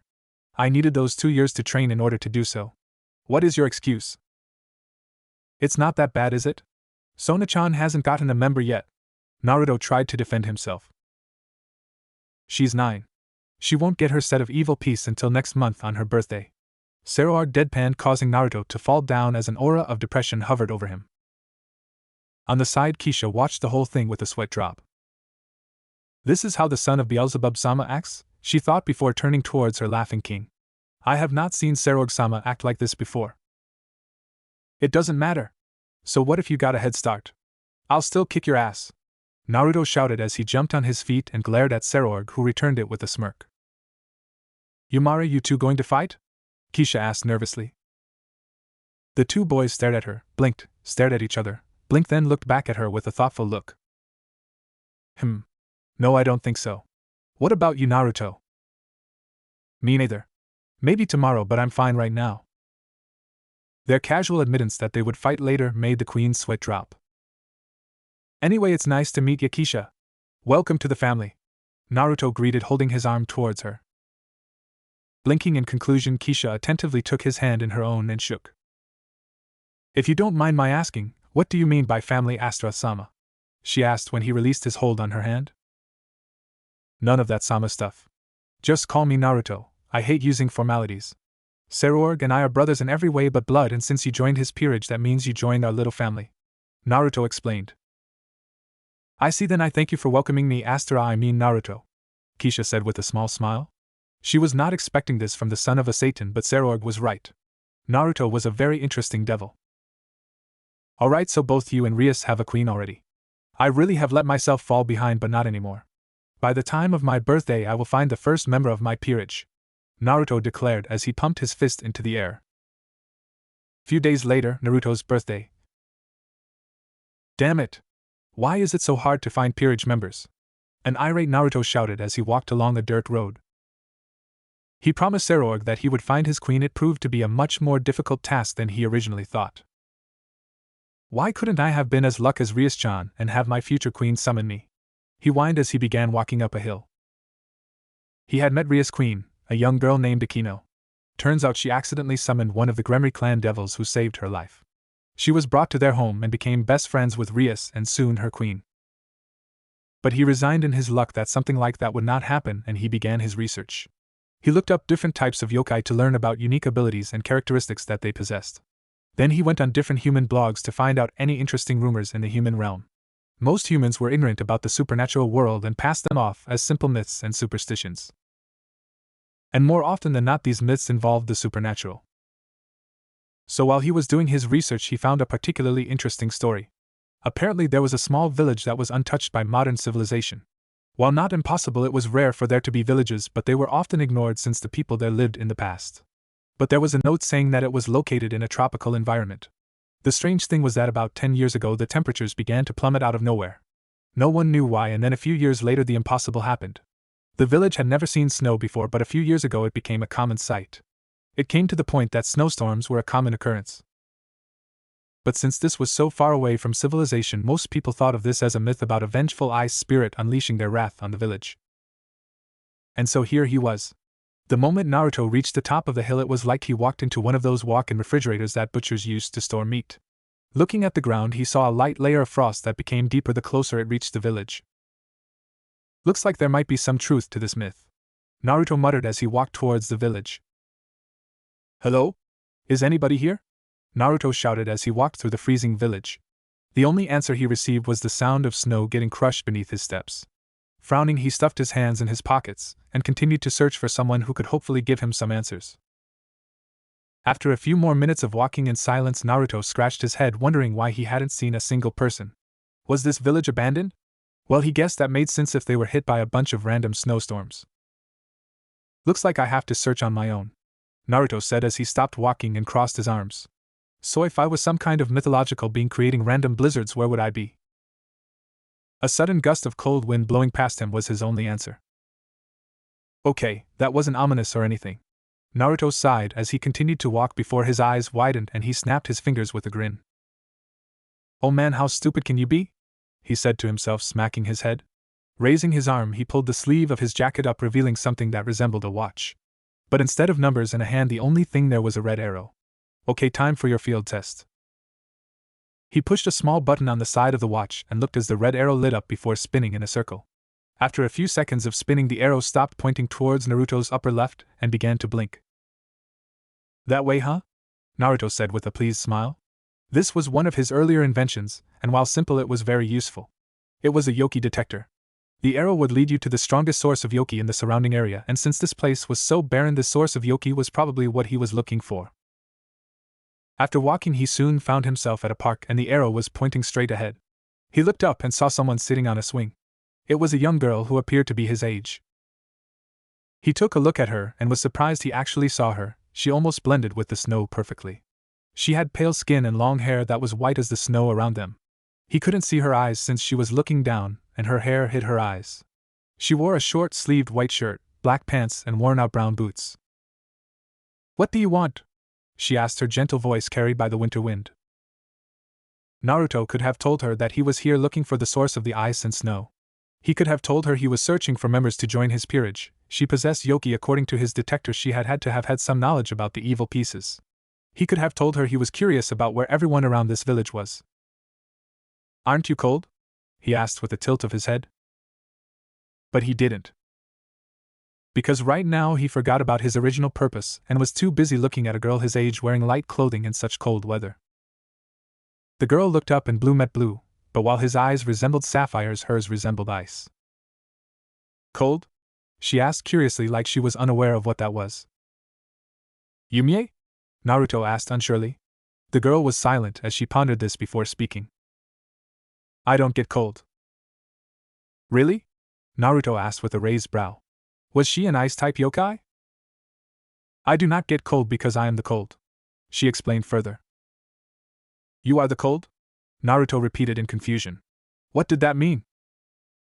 What do you want? She repeated her first question, ignoring his confusion. Oh right. My name is Naruto Astaroth, and I heard the stories about the sudden blizzards hitting this place, and I wanted to see for myself. Naruto explained. I was hoping I could find the cause of it while I was here. I see, she said before pausing. In that case, you have found it. I have? Naruto blinked before pointing at her. So it was you. He was only answered with silence. So did you decide to give this village the gift of winter? She remained silent, but he noticed her slightly flinch. Where is everyone? Silence. So you're here by yourself then? Flinch. Silence. You must be strong if you were able to change the natural weather of this place for so long. Flinch. Silence. Well, I have a question for you. Naruto started but sighed when he was greeted once more with silence. I wanted to know if you would consider joining my peerage. I could really use someone with your gift. That got a response from her, but it was one he wasn't expecting. Gift. Her voice held a tint of venom. You think this is a gift? I'm sure. Naruto tried uncertainly. Leave. Her voice was no longer gentle, but as cold as the frost around them. Huh? Naruto asked, taken back by her sudden change in tone. You've come after me because of my powers. Her voice was like a whisper in the wind, but he still heard her. But just like the others who have tried to take me, you will fail. The sudden shout was followed with a sudden burst of wind so fierce that Naruto had to shield his face as he took a few steps back. Oh, what's the big deal? He sputtered. What? I thought you wanted me because of my power? I'm just giving you a taste of it, she said as she swung her arm. The next thing Naruto knew was that he was slammed into a nearby tree after getting hit by a powerful gust of wind and snow. Naruto winced and glared at the girl only for his eyes to widen when he saw the white-haired girl raise both arms. Ice began to form around her and took the form of spikes. Pointy spikes, he added mildly as he jumped away, gulping a bit when he saw the frozen weapons impeded in the tree he was leaning against seconds ago. Hey, no need to launch sharp pointy objects at me. Can't we talk about this? Naruto asked hopefully. We could. The girl allowed, causing Naruto to smile. But that smile was wiped off when she continued. But that doesn't mean we will. Damn it! Naruto cursed as he rolled out of the way of the incoming frozen projectiles. I'm pretty sure Sarorg and Rias didn't have it this rough when they had Kisha and Akino join them, Naruto said as he watched the girl in front of him warily. Mao, where is he? Rias complained. Must you be so childish, Rias? A young girl with short black hair wearing glasses asked. Of course. I'm only 10. Mao, Sona-chan, you're younger than me, so you should be more childish too, Rias said with a pout. Era, it seems like Rias-chan is as lively as ever, another younger girl said. She had long black hair tied into a ponytail and purple eyes. I just want to see Naruto and I. It's been forever since I've last seen him, Rias defended. He visited you a few months ago on your birthday, Rias. Sona countered with a raised brow, looking far more mature than someone her age should be. So this is where everyone is, they heard someone say. Turning, Rias smiled as she greeted her older cousin. Sarorg. You're here, Rias said with a smile, running to hug him. Rias, it's good to see you again, he said with a smile as he returned her hug. When he first met her, he didn't know how to act.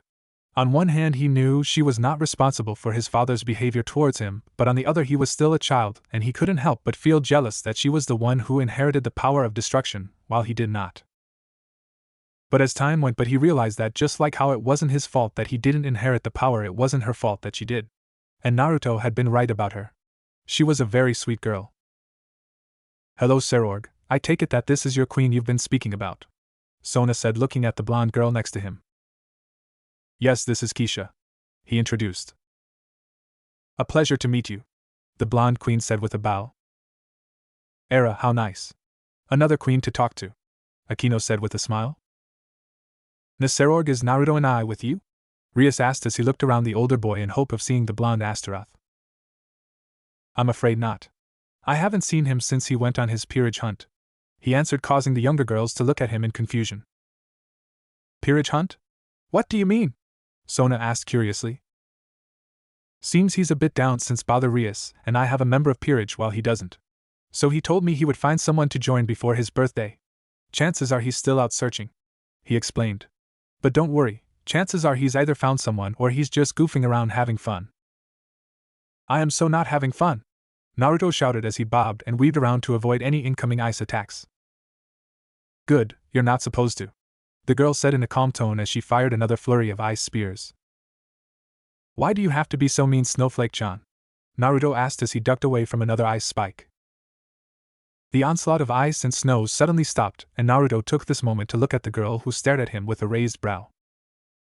Snowflake-chan? She asked with a hint of curiosity.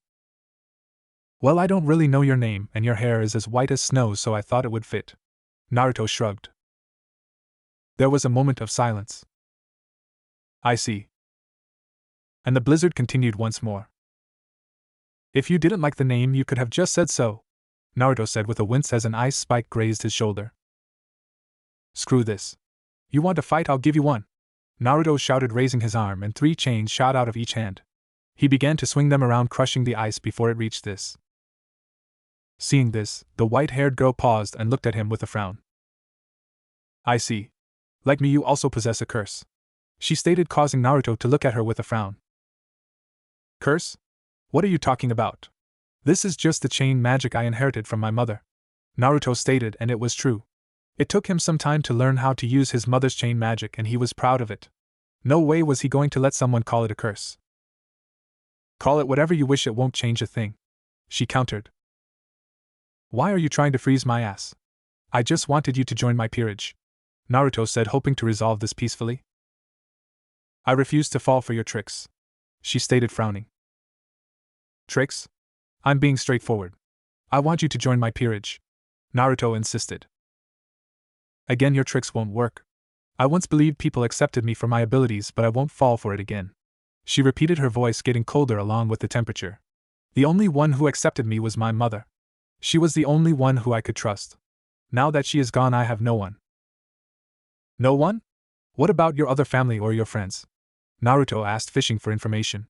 Her calm face finally broke as she showed him a bitter smile. Family and friends?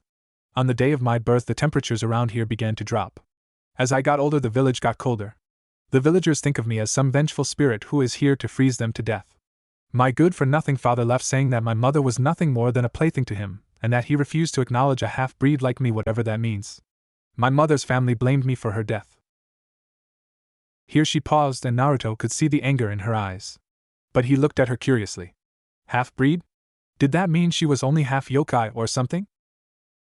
After her death, I was constantly blamed because my cures kept getting out of control. Soon ice covered the land and the people were angrier. But they were also scared. I was killing their land and slowly killing them. It didn't matter that it was an accident. The only thing they saw was a threat they wanted to get rid of. The wind around her began to pick up. And now you show up out of nowhere saying you want me to join this peerage thing because of my cures? The very thing that has kept me isolated. I don't believe it for a second, she shouted, firing a wave of ice at Naruto, who jumped out of the way. The Snowflake-chan, calm down, she shouted over the freezing winds.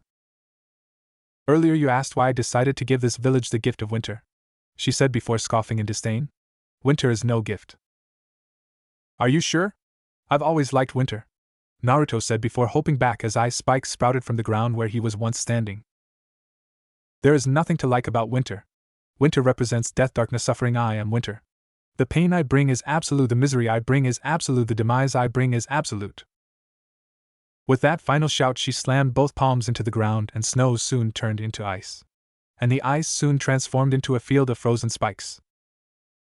Well, now this is an unpleasant turn of events, Naruto said in an even tone as the spikes spread towards him. He quickly sprouted his wings and flew to the air, not wanting to be skewered. What the? She mumbled, her eyes widened a bit when she saw his wings. Are you trying to kill me? Naruto shouted from his place in the air. Yes, was her simple answer, causing Naruto to stumble a bit. So blunt, he muttered with a sweat drop. So you are like me, she observed, causing Naruto to raise a brow. Like you? What do you mean? What he saw next shocked him. From out of her back, 2 black wings that resembled his sprouted out. You're a devil?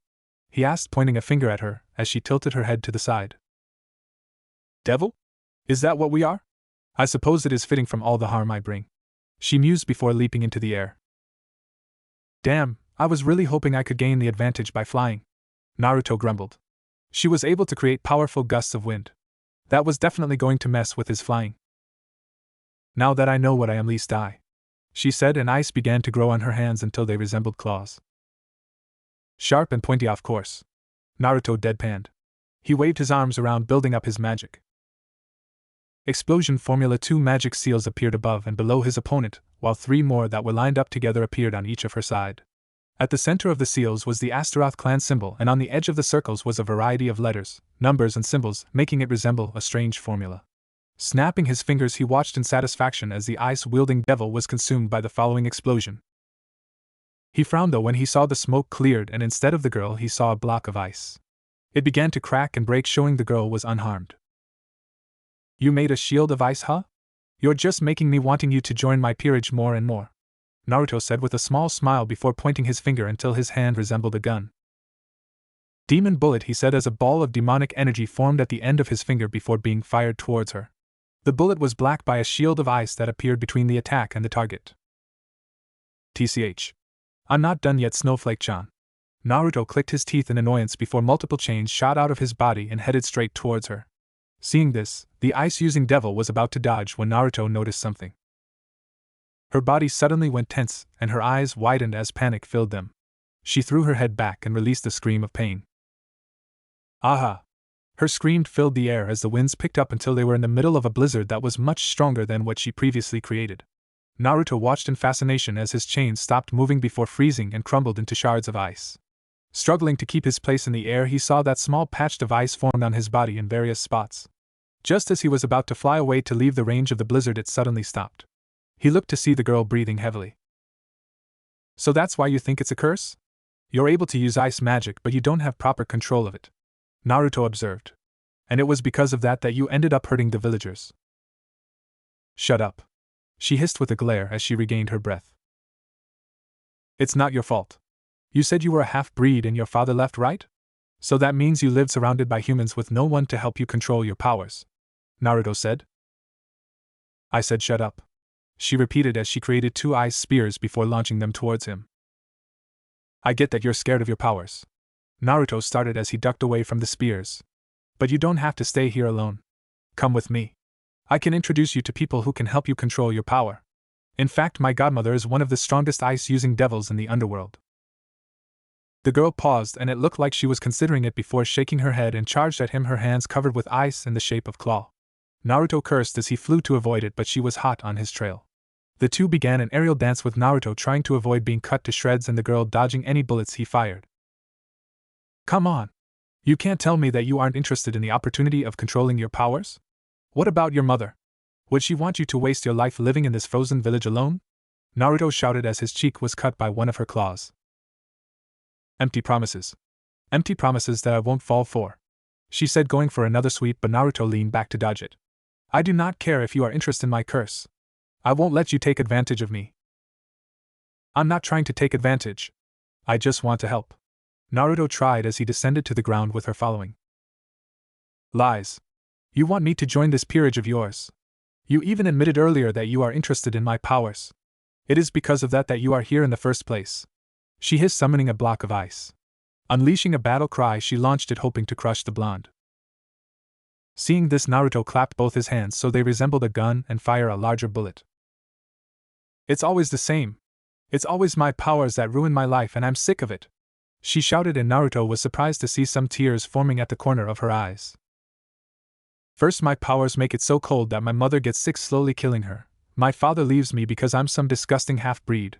My mother's family hates me for killing her. The villagers want me dead for freezing their land. Earlier you asked me where everyone was. Well, I killed them all. They attacked me, and when I panicked I accidentally froze them to death. Now you, some random devil, comes here looking for me because he wants me to join this peerage thing and use me for my powers.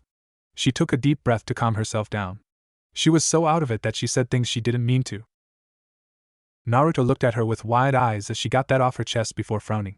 Now that he thought about it, from her point of view it did seem like her powers dictated her life.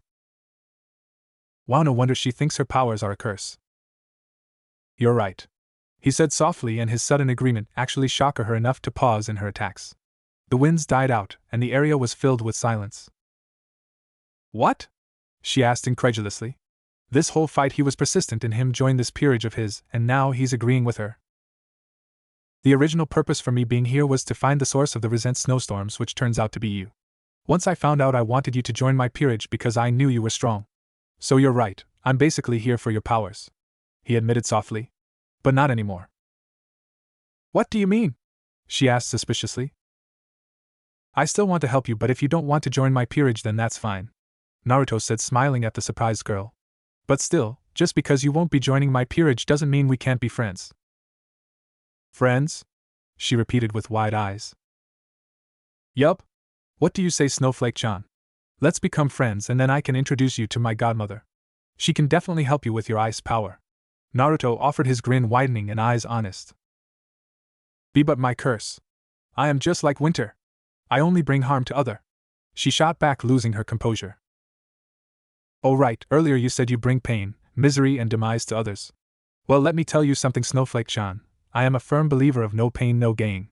You didn't bring misery to me because I love fighting strong opponents, and you were definitely a strong opponent. And that thing about meeting my demise? I won't be meeting my end anytime soon. After all, I still have to surpass my father and become a Satan, Naruto said with a confident grin. Now come on. Earlier so said you were alone for so long.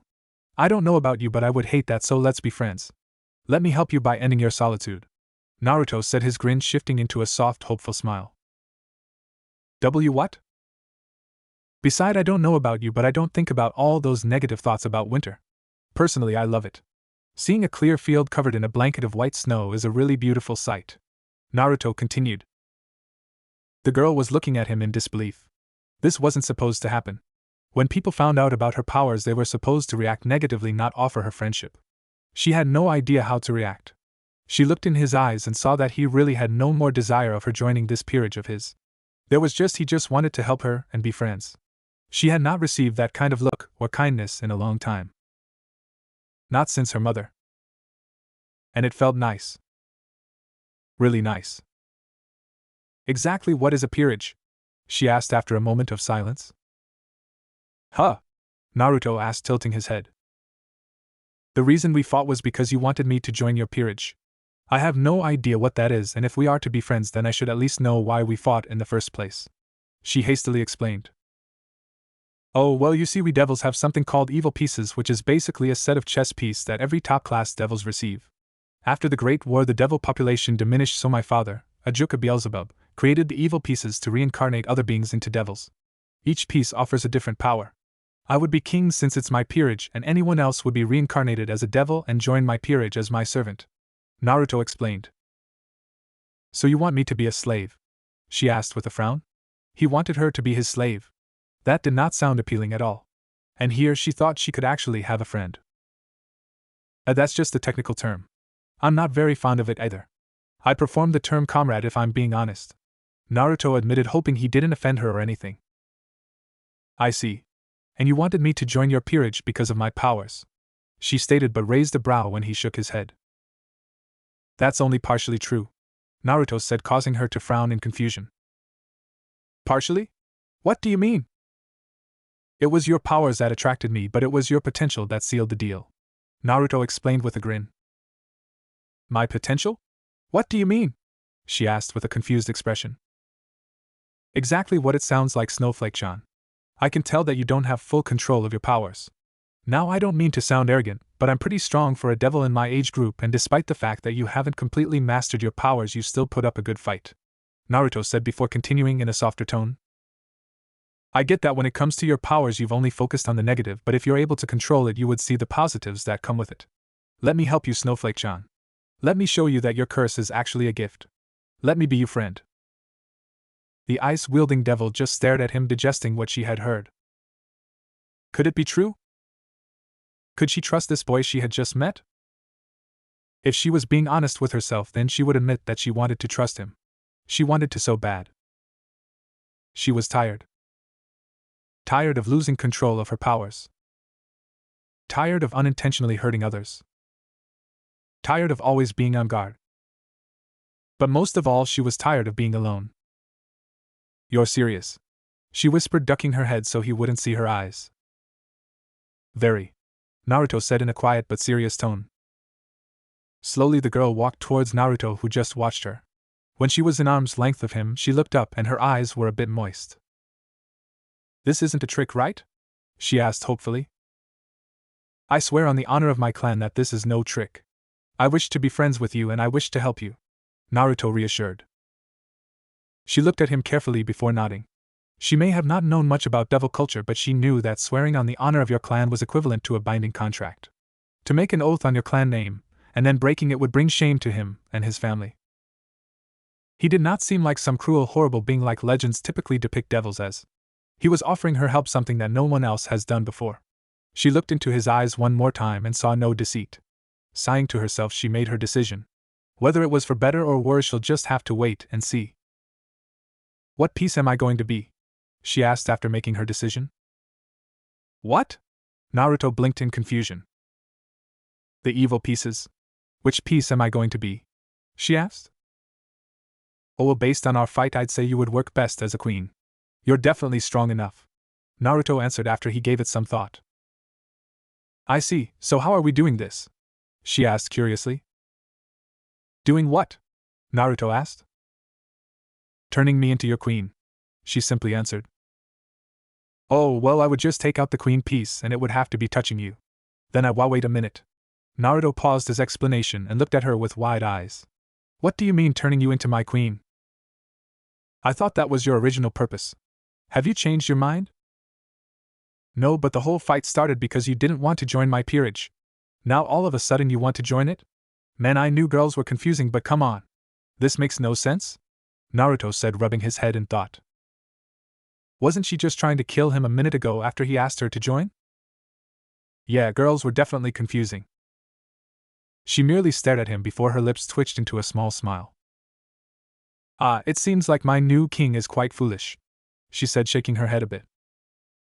Foolish? How am I foolish? Naruto asked with a frown. I have never been accepted by the humans here. Other than my mother, I was seen as a demon, while my father saw me more as trash than a demon. Sprouting these wings did not help me with my image either. But now I know that I am a devil, or at least half devil. My whole life I have had many questions but no answers. And then you show up and have given them to me. She explained as Naruto listened attentively. What am I? Why am I cursed? Why won't anyone help me? Why must I be alone? I have asked myself these questions for years and you have answered them. I did? He asked. As far as he could tell, all he did was try and get her to join his peerage, fight her, and then offer her help and friendship. You have showed me that I am a devil, or at least half devil. You have told me that my curse is only a curse if I think of it as such. What's more is that you have offered me a chance to control my powers, something no one has done before. I have never been offered help until today. And I am alone because I chose to be alone. She admitted quietly. I am alone because I have allowed the fear of my powers to control me. She looked into his eyes and Naruto saw determination in them. I am done letting that fear control me. Earlier you asked me if my mother would want me to live alone like this, and I know she would not. If you are offering me help and companionship, two things that I have craved for so long, then it is only fair that I help my new friend as well. Naruto could only gape at her as a full-blown grin spread on her face and her usual cold eyes were now filled with warmth. And my new friend has been looking for people to join his peerage, she finished. Chirp chirp chirp. Eh? Was the only intelligent thing Naruto could think of. Again, it seems like me king is more foolish than I thought. She sighed dramatically. So what you're trying to say is, Naruto started, but she finished it. I will join your peerage if you help me with my powers. She knew it wasn't the smartest move she could have made. She still didn't know much about him, but this seemed like a win-win situation for them both. He would gain an ally, and she would no longer be alone.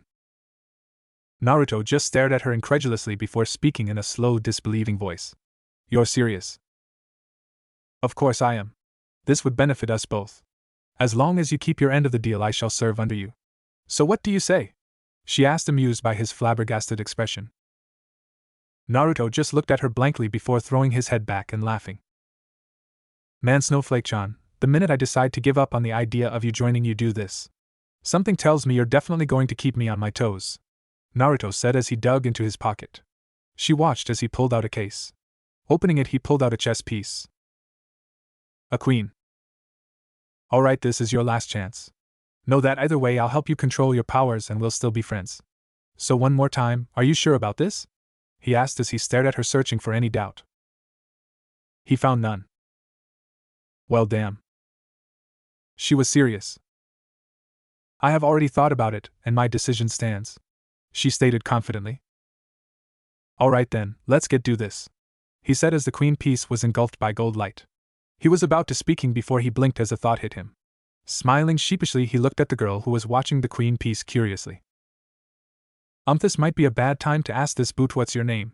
He asked with an awkward smile, realizing he never asked her. The girl looks at her blankly before smiling a bit. She covered her mouth with her hand and released a slight chuckle.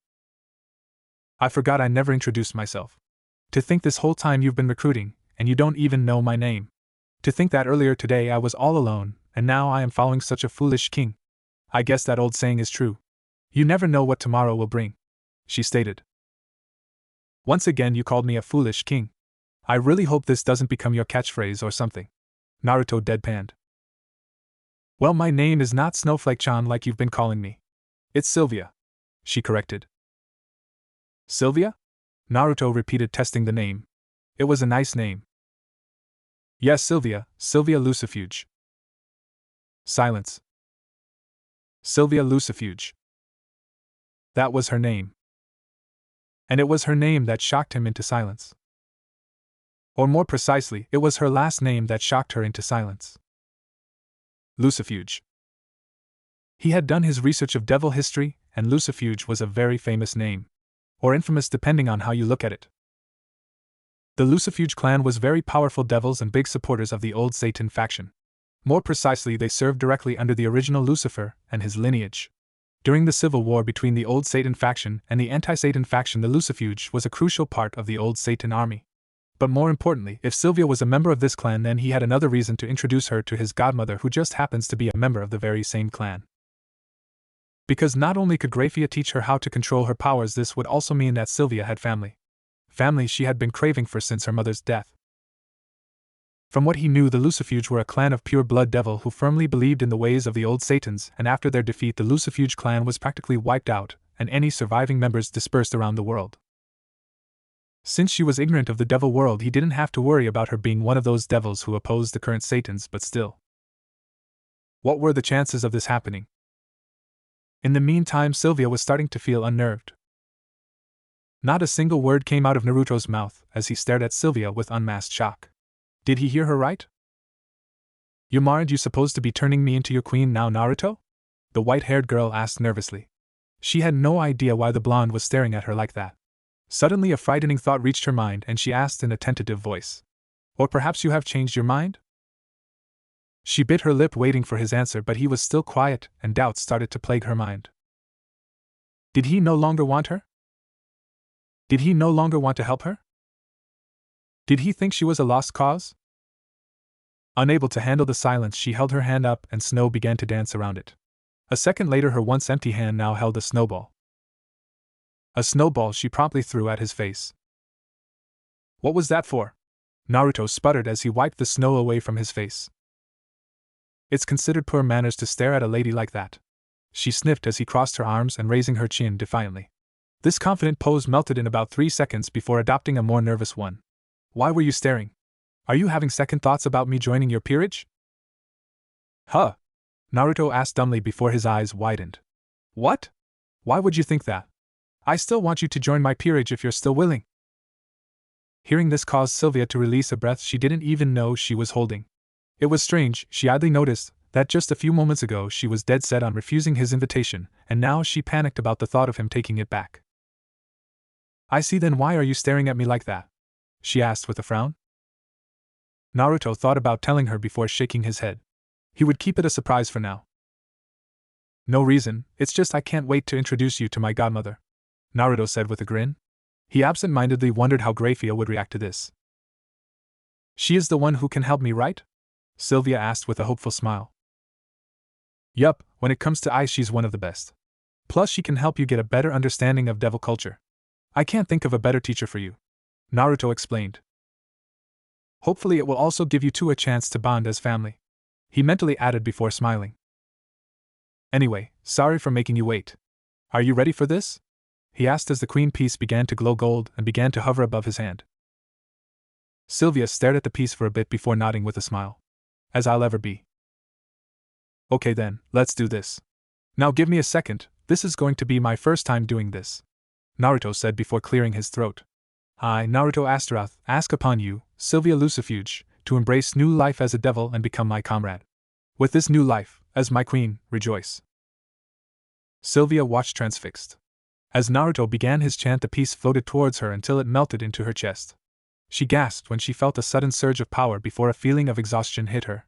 She stumbled a bit, but Naruto was there to help her. You okay? He asked her. Yes, just a bit tired, she explained, taking a deep breath. Yeah, your body is just adjusting to the evil piece. Give it a minute and you'll feel better in no time, Naruto explained. Okay, I think I'm good, Sylvia said after a minute as she took a step back. She held her hands up and seemed to be studying them. I don't look any different, but I defiantly feel a change. Congratulations, Snowflake-chan. You went from a devil/human hybrid into a reincarnated devil, Naruto said with a grin. Why did you call me Snowflake-chan? I already told you my name, the newly made queen asked, tilting her head to the side. We're going to be friends, right? Well, sometimes friends make up nicknames for each other. Besides, it suits you. Not only is your hair white as snow, but no two snowflakes are identical. Just like a snowflake, you're one of a kind, Naruto explained with a smile. For some unknown reason, Sylvia felt her cheeks heat up. Was that a compliment? It sounded like one. Unsure of how to respond, she remained silent. Now that that's taken care of, are you ready to go? He asked gleefully. He finally had his first peerage member. Not only that, but his first member happens to be a total badass ice-wielding queen. Yup. He hit the jackpot. Take that, Serorg. Go where? Sylvia asked with a confused frown. Now that she thought about it, they kind of jumped the gun. They did not really talk about what they would do after she became his queen. All she knew was that she was to serve under him as his servant. Although he did say he preferred the term comrade.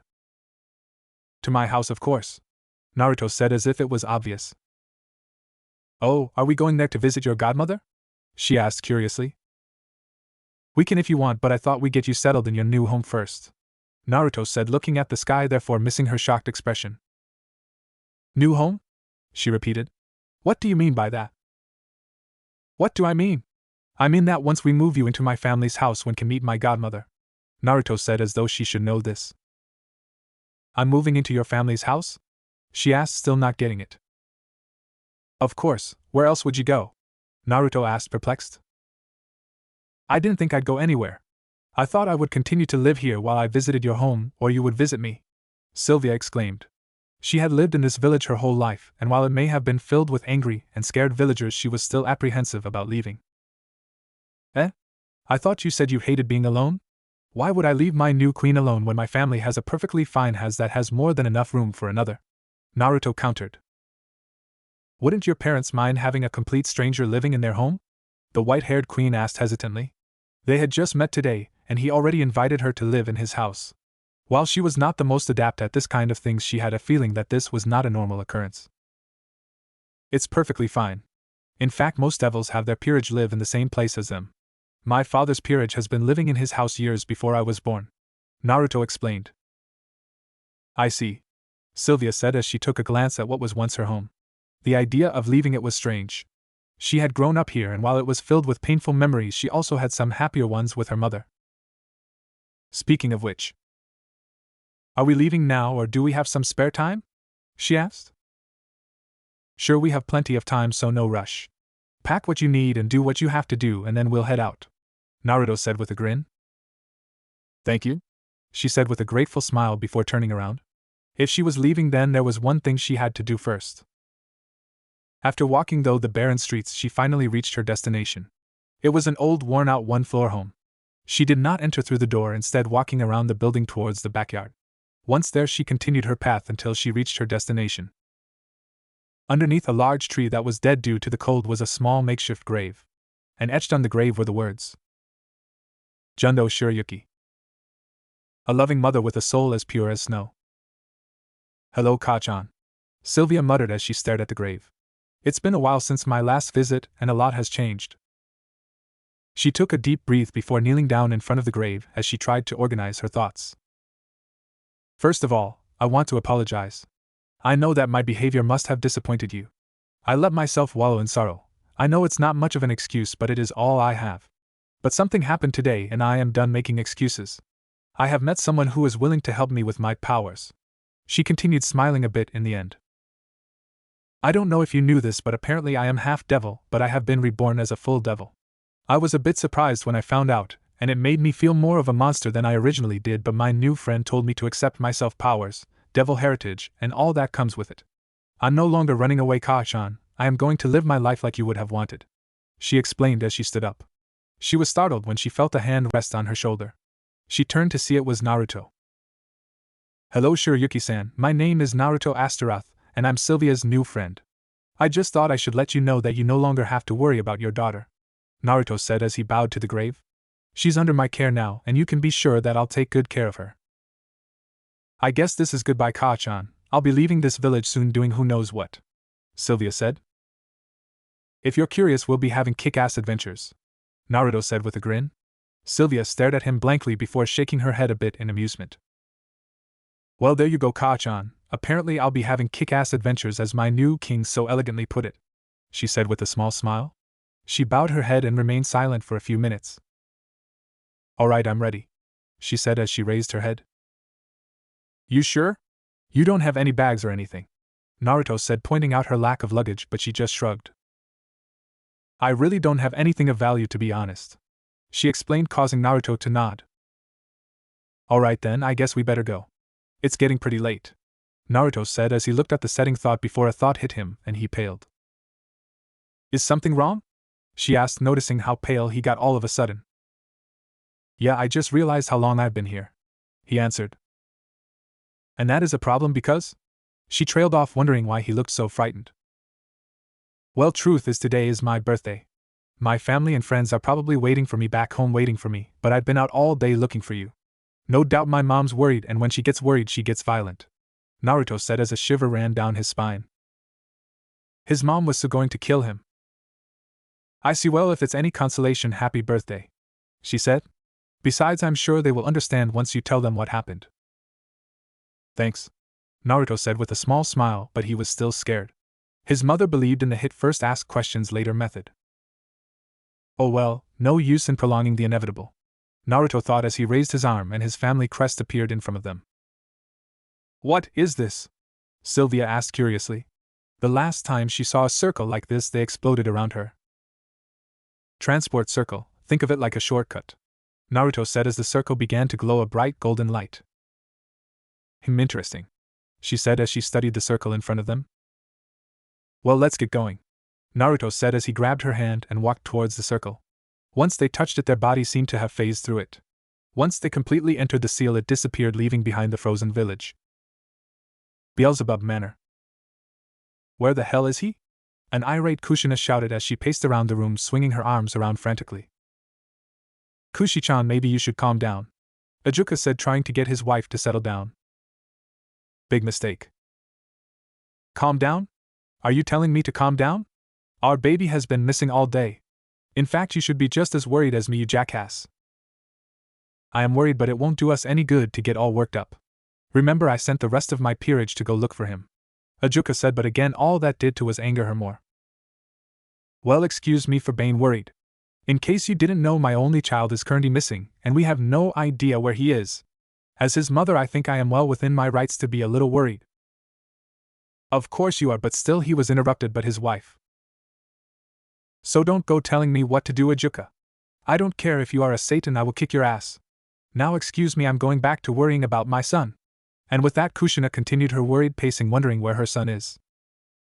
Ajuka decided to sit on a couch and remain silent, hoping to avoid his wife's wrath. Hopefully the rest of his peerage would be able to find Naruto soon, or Kushina would soon get physical. Sitting down on another couch in the same room was Surzex and Grafia. Kushina-chan is as scary as always, Surzex said with a smile as he watched his best friend get chewed out. True, but as a mother worried about her son, it is well in her rights to be worried, Grafia supplied as she calmly sipped a cup of tea. True, I wonder where Naruto-chan is though, Surzex said. From what I heard earlier from Serog-sama, it appears that Naruto-sama went out on something called a peerage hunt, the silver-haired woman answered. A peerage hunt? What's that? Surzex asked curiously. According to Serog-sama, it appears that Naruto-sama was a bit downtrodden, that both he and Rias-sama were able to find members for his peerage while he has not. It would appear that he had made a vow to find someone by his birthday, and today is his deadline, Grafia answered as she set her cup down on the coffee table in front of them. Ah, so his rival was able to beat him, and now he has to catch up, Surzex said with a nod as he knew about the two boys' rivalry. So it would appear, Grafia answered stoic-faced. Why the hell are you two so calm? Kushina shouted as she pointed at the godparents of her son. Why? Because you're doing enough worrying for everyone in the room, Surzex answered casually, only to receive a punch in the face that sent him crashing into a nearby wall. Ow. This is why you should think before you speak, Grafia said, not at all affected by the violence towards her husband. What about you, Grafia-chan? Kushina asked, turning towards her friend. I am worried, but one of us has to remain calm. It will not benefit us to let our emotions get the best of us right now, Grafia explained. I suppose you're right, Kushina conceded with a sigh. Ajuka, who was listening, could only gape at what transpired. Are you kidding me? I just told you the same thing and I get yelled at, but when she does you listen? Ajuka asked incredulously. Do you want me to yell at you some more? Kushina asked dangerously as she glared at him. No, dear, Ajuka replied as he shook his head rapidly. From where he was still embedded in the wall, Surzex snickered. Whipped. The red-haired Satan muttered, but loud enough for Ajuka to hear. With a tick mark forming on his head, he calmly picked up a vase that rested on a nearby corner table. Without sparing a glance, he threw the vase, smirking when he heard Surzex yelp of pain. "Oh. What the hell, Ajuka-kun? You know that it's against the bro code for one bro to hit another bro below the belt." Surzex wheezed in pain. "I'm not your bro," Ajuka deadpan. It was hard to tell whether Surzex's tears came from Ajuka's quick dismissal or from the pain he was in. It was at that moment that a golden seal with the Astaroth symbol appeared, and in a flash of light 2 kids were standing in the room. "Naru-chan," Kushina explained as she lunged for her son, pulling him into a bone-crushing hug. "Haika-chan," Naruto gasped out as his face turned blue from lack of oxygen. "Kushina, I know you're happy that he's safe, but you're killing our son," Ajuka pointed out. Kushina blinked at his words before glancing at her son, whose head was slumped and wasn't moving. With a yelp, she let go of her son, who fell to the ground. After a few minutes of Naruto greedily sucking in some much-needed air, he stood up and was faced with the worried face of his mother. "Are you okay, Naru-chan?" the redhead asked. "Yeah, I'm good," Naruto said as he stretched his back, wincing when he heard the cracks. "That's good." Kushina sighed in relief before she grabbed the collar of his shirt with both hands and began to vigorously shake him as she snarled angrily. "Because you are in so much trouble." "What?" Naruto asked, his voice carried his head bobbing back and forth. "Where have you been? Do you have any idea how worried I was?" 3IKNE explain, Naruto said, starting to get really dizzy. "Kushina, maybe you should let him go so he can explain," Ajuka suggested. Kushina paused in her actions and stared at her husband for a bit before shouting, "Shut up, Ajuka. Can't you see I'm trying to discipline our son?" And with that she continued to shake and yell at her son, who looked like he was about to pass out. Perhaps I can explain," a timid voice asked, a female voice to be exact. The 4 devils blinked in surprise before their head whirled to a white-haired girl who was standing there looking incredibly uncomfortable. They continued to stare in silence, and the girl wriggled her hands together, her nervousness obvious to everyone. "Hello there," Ajuka said, finally breaking the silence. "Hello, sir," the white-haired girl greeted back. "Who the hell are you?" Kushina asked bluntly, causing the adults to sweat drop. "My name is Sylvia and I am Naruto's queen," she answered, causing them to look at her in shock. "You're his what?" Ajuka asked with wide eyes. "His queen, you know, for his peerage," Sylvia explained. "Growl," Naruto gurgled as he was able to break free from his mother's hold. The shock of the news caused her to pause in her discipline. He stumbled a bit and fought for balance before standing up straight. "That's why I was gone. I met my new queen," Naruto announced with a grin. His grin fell when he saw his godmother. He sighed, knowing something was going to happen when they learned Sylvia's full name. He just hoped that something would be good. "Anyway, let me introduce you. This is the first official member of my peerage and Queen Sylvia Lucifuge," he said, and the adults stared at him in shock. "Naru-chan, I don't think I heard you correctly. It sounded like you said Lucifuge." Surzex was the first one to speak. "That's because I did." But that would mean Kushina trailed off as she glanced at Grafia, whose usual stoic face was broken, and she was staring at Sylvia with wide eyes. "Yep, that's what I thought when I found out." Naruto nodded as he noticed her reaction. "Is there a problem with my name?" Sylvia asked worriedly, wondering why the silver-haired woman was staring at her like that. "No, nothing wrong, it's just a surprise," Ajuka said as he studied the girl. He remembered fighting many Lucifuges during the Civil War, and remembered how strong they were. But they were also very loyal to the Lucifer family and heavy supporters of the old Satan faction. Hopefully this one was like Grafia, who supported the anti-Satan faction. Naruto saw the look on his father's face and noticed similar looks on his mother and godfather's, so he decided to reassure them. "Relax, she's pretty much ignorant of the devil world. When I met her, she didn't even know she was half devil," Naruto explained before turning towards his queen. "Anyway, Sylvia, let me introduce you to my family. This is my father, Ajuka Beelzebub, one of the 4 Satans. Being a Satan means he is one of the leaders of the underworld." "Hello there, it's nice to meet you," Ajuka greeted with a polite smile. Since she was ignorant of the devil world, that meant she didn't share the same views as her clan, which meant he didn't have to worry. Not that he had anything against her, but this was his son's safety he had to think about. "He is the one you wish to surpass, right?" Sylvia asked as she remembered Naruto's words during their fight. Yup. The blonde nodded as his father smirked. Better keep up your training, kid.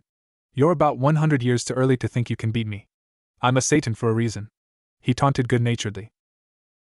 Whatever you say, old man, just wait until I kick your ass. Naruto grumbled before turning to Kushina.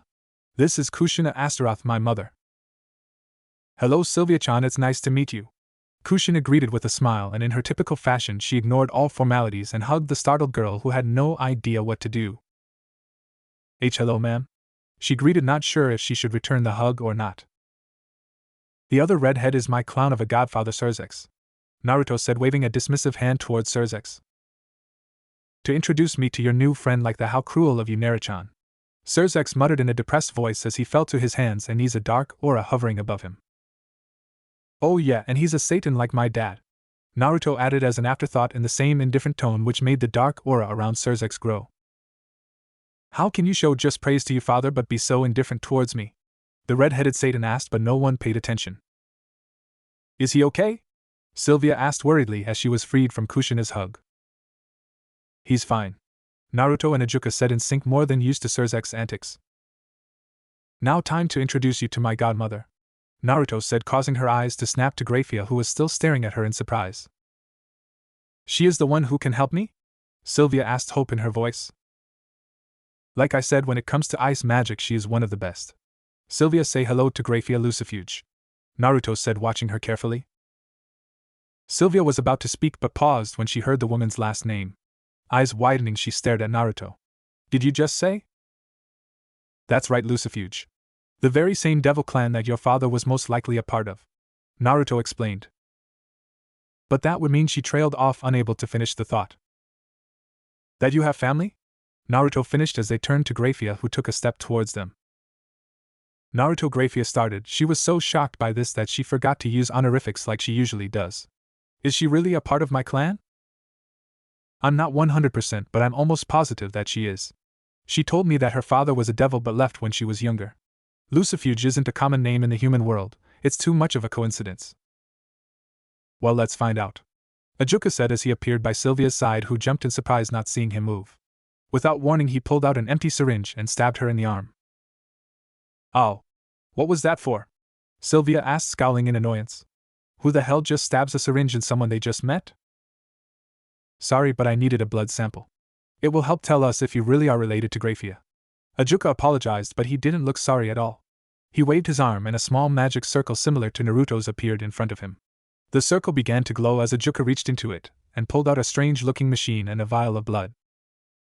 Now all I have to do is out both yours and Graphia's blood sample in this thing, and it will do a quick scan telling us if you're related, Ajuka said as he placed both vials in the empty slots of the machine. Everyone just stared at him strangely. Ajuka-kun, do you have a blood sample of Graphia-chan? Surzex asked the question they were all wondering. Don't ask such stupid questions, Surzex. I have it to ensure my family's safety. You never know when an imposter will show up to try and do something, Ajuka answered as though it was obvious. But the answer did not make the strange looks go away. So do you have all of our blood samples? Naruto asked curiously. Of course I do, everyone but Surzex, Ajuka answered as he pushed a few buttons on his scanner. Why don't you have any of mine? Surzex asked before a grin broke on his face as he pounded a fist in his open palm. Ah, I get it. Ajuka-kun must have so much faith in our bond of friendship that he would never fall for an imposter. Something like that. I don't need to worry about any Surzex imposters because no one will be able to reach the level of stupidity that you do, Ajuka answered, plainly still working on the scanner as it began to beep. So cruel, this must be where Naruto-chan gets his lack of respect for me, Surzex muttered as he curled up in a corner with a rain cloud over his head. No, it comes naturally, Naruto corrected as the cloud above Surzex began to rain. I thought you said Satans were the leaders of the underworld, Sylvia asked in confusion. They are, why? Naruto asked, tilting his head. And he is one of these Satans? Sylvia asked with a furrowed brow as she pointed to the sulking Surzex. Yup. But seems too immature to be a leader, Sylvia gave her honest opinion. Unfortunately, Surzex heard, and this only added to his depression as lighting began to shoot from the cloud. Not only Ajuka-kun and Naruchan but the new girl too, he muttered.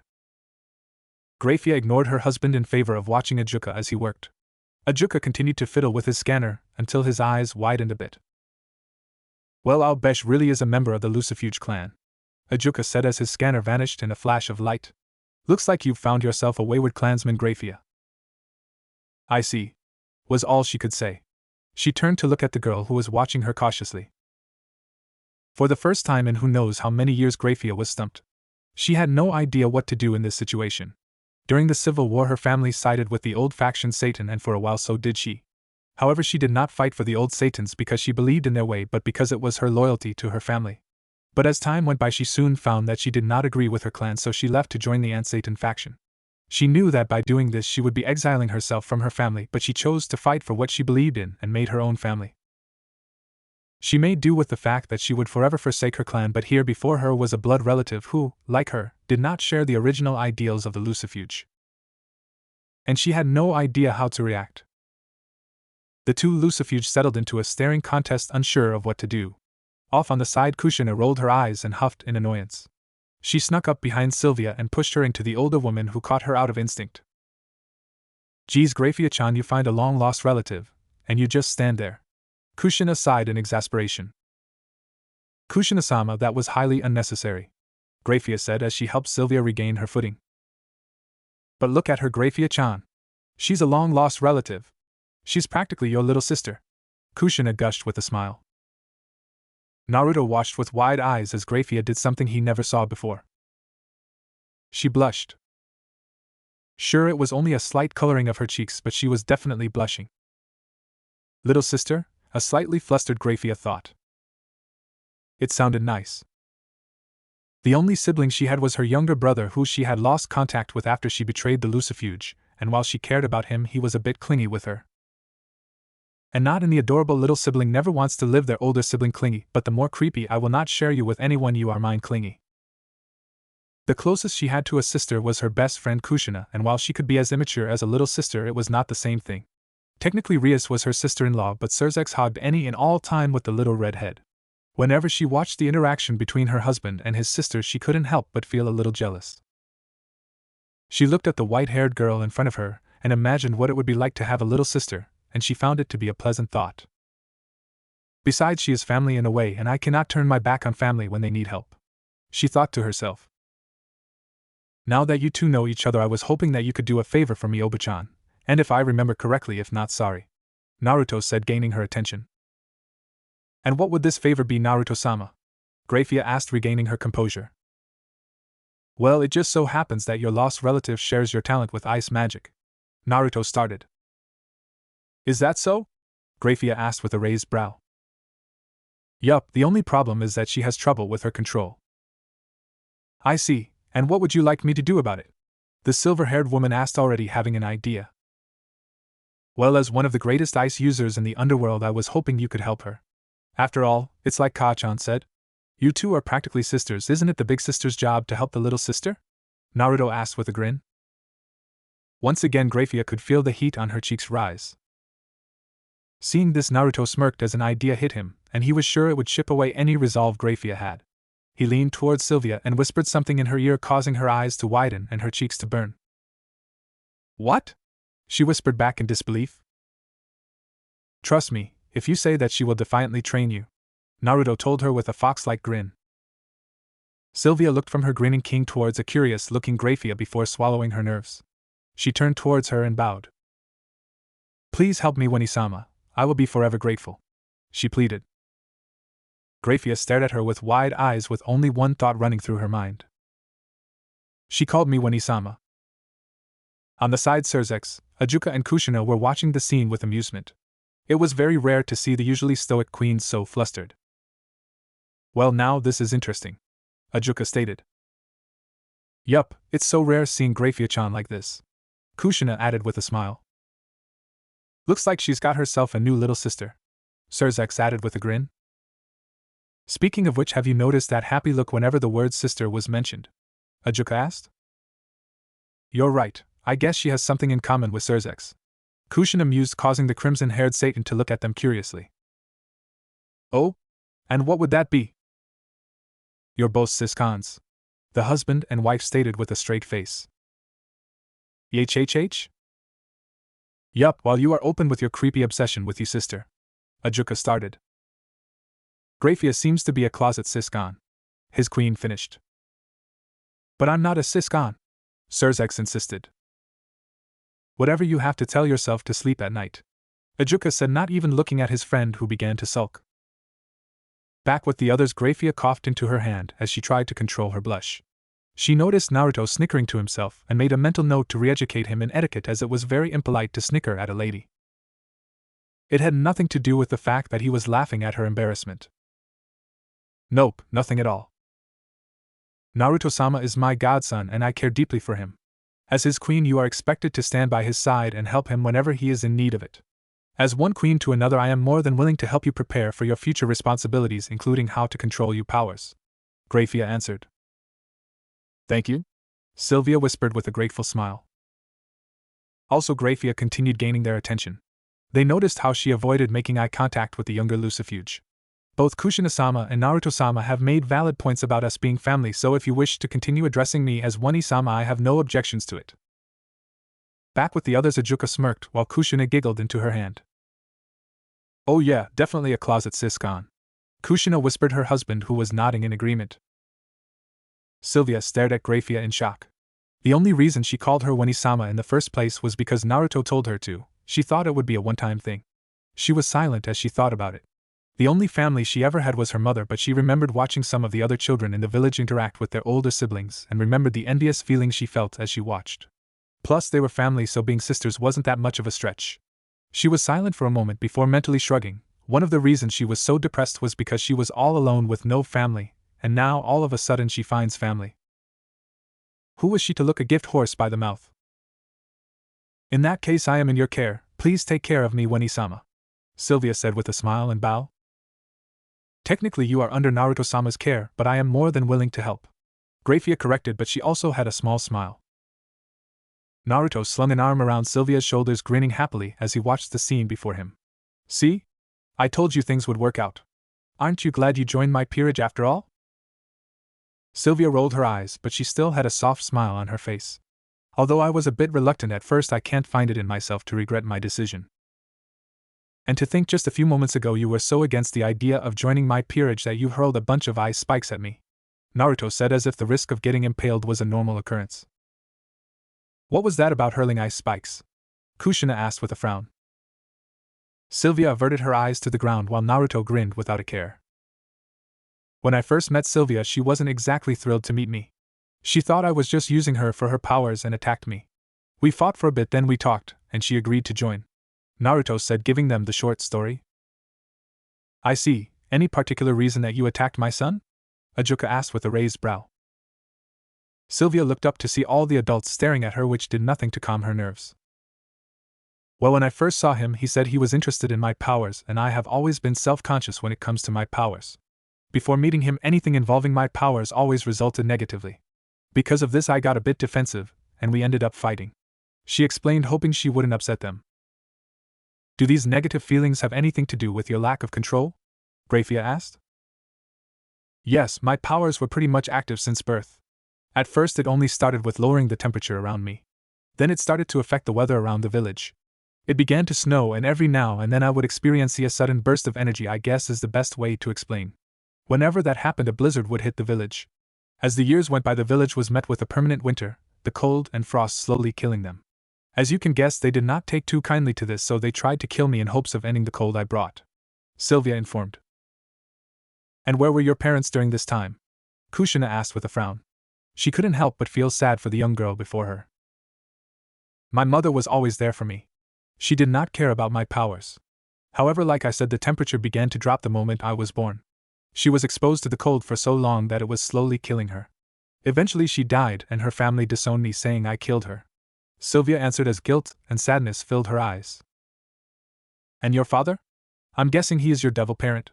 Surzex asked. Hi, my mother was human, so he is the devil. He abandoned us shortly after my birth. He said he did not want anything to do with a disgusting half-breed. I never understood it before until Naruto told me I was a devil, Sylvia explained. And do you know his name? Grafia asked with narrowed eyes. No, I don't. My mother never told me his first name, only that his last. I'm not sure why. Sylvia shrugged. You say that your powers began to develop since birth? Ajuka asked with a pensive expression. Yes, my mother said the temperature began to drop only a few hours after my birth. It was only a few days later that she realized that I was actually responsible for the sudden cold spell somehow. How strange. Ajuka muttered as he rubbed his chin thoughtfully.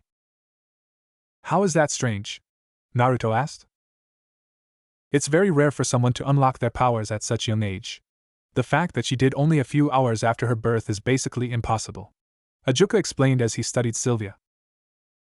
Beelzebub-sama is correct. Most members of the Lucifuge clan unlock their magical powers around 7 years of age. I myself unlocked my powers when I was 5, but I was considered a prodigy among our clan. I have never heard of a case of someone using their magic a few hours after birth. Grafia agreed. So what you're trying to say is? Naruto trailed off, wondering what they meant. The only thing he was able to pick up was that Sylvia seemed to be some kind of prodigy, or something. What they mean is that Sylvia activating her powers so young is almost impossible. The only thing I can think of is that an outside source triggered it and forced her to unleash her magic. That could also explain why she has trouble with her control, because she activated it prematurely. Her lack of guidance is another contribution to her lack of control, but seeing as she grew up in a human village, that is understandable. Surzex added his opinion. I agree with Surzek's theory about an outside source. But what could it be? Kushin amused. Well, I can't be 100% positive, but she was half human, Ajuka stated. What does that have to do with anything? Sylvia asked with a frown as she listened to all the theories. Well, there are certain humans that are given something called sacred gears, Ajuka answered. Sacred gear? Naruto asked wide-eyed before staring at Sylvia. Was it possible that she had one? What is that? Sylvia asked, never hearing the term before. The God of the Bible created the sacred gears as part of his system to enact miracles on Earth. There are multiple sacred gears with various affects. Only human and human hybrids are born with them, though. Kushina explained. Since you were a hybrid, it is possible you possess one. My guess is that it was unintentionally activated when you were born. That can also explain your control problem. The unconscious and continuous activation of your sacred gear could be canceling out your control, which would lead to those blizzards and whatnot, Ajuka added. So my ice powers are not really mine, but rather this sacred gear that I may possess? Sylvia asked, not knowing how to feel about it. It is possible that you have an ice-type sacred gear, but it is also possible that you have one that increases your natural skills. Grafia answered for her, causing the younger girl to nod in understanding. So how do we find out for sure? Naruto asked his father. The only way to tell for sure is for her to summon it, came the older devil's answer. Summon it? Sylvia repeated. Exactly how do I do that? Close your eyes and take a stance that makes you feel empowered, Ajuka instructed. Sylvia looked at him in confusion, but shrugged it off and decided to just go with it. She closed her eyes and raised her right arm with her palm open. It was a simple stance, but it was the most common one she made when she used her ice magic. Alright, now you have to focus. Focus on the flow of your demonic energy, and search for any interference. Once you find it, you must pull it out. Sacred gears respond to one's desire, so you must want to summon it, Ajuka continued. Sylvia, with her eyes still closed, nodded, showing that she heard him. She began to focus on the flow of her demonic energy. Usually whenever she cast her magic, she just focused on the end results. She never even thought about something like this. After a few moments of focus, she was able to feel a falter in her flow and focused on that. She tried to pull it out but found it difficult. Remembering Ajuka's words, she began to think about what it is that she desired, and what she desired was control. She wanted to finally be able to control her power, and this sacred gear was in her way. The others watched her as her power began to spike and a white aura surrounded her. The temperature in the room began to drop and her eyes suddenly snapped open as a flash of light surrounded her, forcing the others to close their eyes.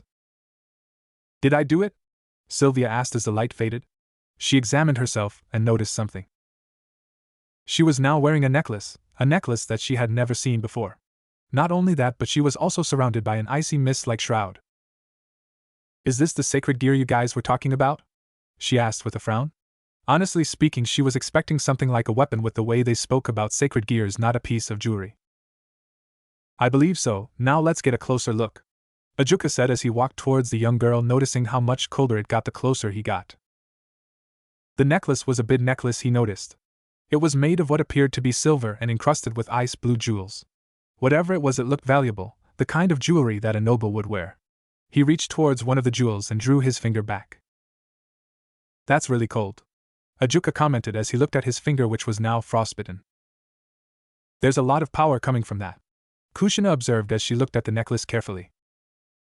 "But what is it?" Naruto asked. "Sylvia, I want you to channel some of your yoki into the necklace, just a little bit though," Grafia instructed. Taking a deep breath, Sylvia did as she was told and focused her power into the necklace, and the effect was instant. The floor was now covered in a layer of ice and an icy mist spread throughout the room. "Wow, I barely tried," Sylvia admitted. "Whatever this sacred gear was must have been pretty strong." "I think I know what we have here, and I must say you really lucked out on this one, Naruto," Surzek said with a grin. "Really? Why, what is it?" Naruto asked, looking at his godfather for answers. While he and his father liked to make fun of the Lucifer, they knew that he was the leader of the Satans for a reason, so if he said he knew what this was, then there was little doubt in Naruto's mind that he knew for sure. "Well, we are looking at the new wielder of absolute demise, also known as the Eternal Ice Princess," Surzek answered. "What?" Naruto asked in shock. "If that was true, then that would mean—" "You heard me, your queen just so happens to be a Longinus wielder," Surzek said with a grin. "Well, I do believe you're right, Surzek. Congratulations, Naruto," Ajuka said with a similar grin. "No way," Naruto muttered to himself. "Longinus wielder? What does that mean?" Sylvia asked in confusion.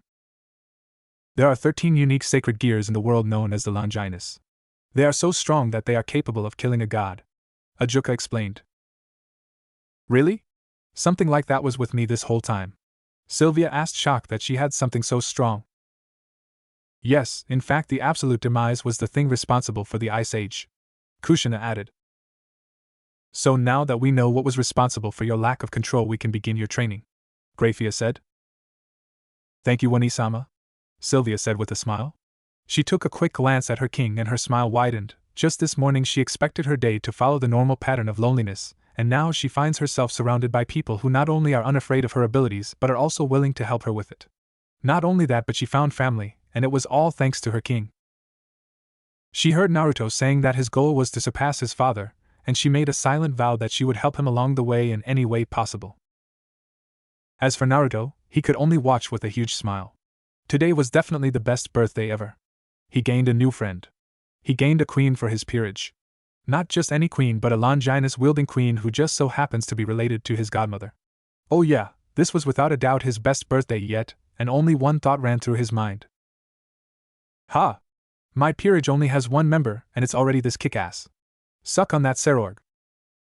A blurred figure was running through the forest, barely making a sound as his feet hit the ground. The moonlight slipped through the tree leaves, revealing a man with shoulder-length silver hair. The man wore black pants and a dark gray open jacket with the sleeves torn off. The man came to a sudden stop and took a few sniffs into the air before growling as his face twisted in frustration. "Damn it," he muttered before continuing on his path. Why was the man running? The answer was rather simple. He was a stray devil. What that meant was that he was considered a criminal within the underworld and would be killed on sight. Hoping to avoid that fate, he escaped into the human world, but it looked like that wasn't going to be enough. "Must we continue this game of tag?" a bored voice from his side asked, surprising him. Wide eyes, he turned and saw a young man casually running by his side. He had spiky blonde hair and blue eyes. He wore an orange and black jacket over a dark blue shirt and a pair of black jeans. "Mizuki, for leading a coup within the peerage of your king and killing him, you are sentenced to death," the blonde said, glancing at the glaring man now named Mizuki. "And what if I resist?" he jeered as he went to kick the blonde, who merely stepped out of range from the blow. "If you resist? Well, that would just make my night a little more difficult, but it won't change things. Your time on Earth ends tonight." The blonde shrugged. "A cocky one, aren't you?" Mizuki sneered as he lunged towards the blonde, but again his pursuer sidestepped out of the way. "Maybe," the blonde idly commented as he blocked one of Mizuki's punches before driving his fist into the stomach of the silver-haired man. "Gah!" he grunted in pain before he went flying until he crashed into a nearby tree. Recovering himself, Mizuki released a growl as he leapt towards the blonde only to stumble back when the blonde's foot slammed into his jaw. Now you said you were going to resist? At least try and make this challenging. The blonde scolded. Damn Bastak. Mizuki was interrupted as his opponent's knee drove into his gut before a right hook connected with his face. Name calling? Really? That's just plain rude. The blonde scolded in a tone that was seriously pissing Mizuki off. Damn punk thinks he's some kind of big shot. Smug little prick, I knew someone was following me and now it's time to pounce. Mizuki thought with a smirk. Well, you think you're something, huh? Well, it looks like your arrogance is about to cost you. He taunted, causing the blonde to raise a brow. You haven't been able to land a hit on me yet, but I'll bite. How is my arrogance going to cost me? He asked, tilting his head to the side, his calm tone causing Mizuki to grit his teeth in frustration. What did it take to get a rise out of this guy? You knew the reason I'd become a stray was by leading a coup. You know I have allies and yet you come here by yourself? Well, it's about to cost you. Now! Attack! He shouted. Chirp, chirp, chirp. Was something supposed to happen? The blonde asked with a raised brow. The hell? Mizuki muttered to himself. Where were his allies? He knew he was being hunted, so he sent them off to hide and wait for the signal to take this guy out. Perhaps I wasn't the one who was arrogant, the blonde suggested. What did you do? Mizuki asked, glaring hatefully at his opponent, who simply shrugged his shoulders. The answer's simple, really, the blonde said as he stuffed his hands in his pockets. His lips twitched into a mocking smile.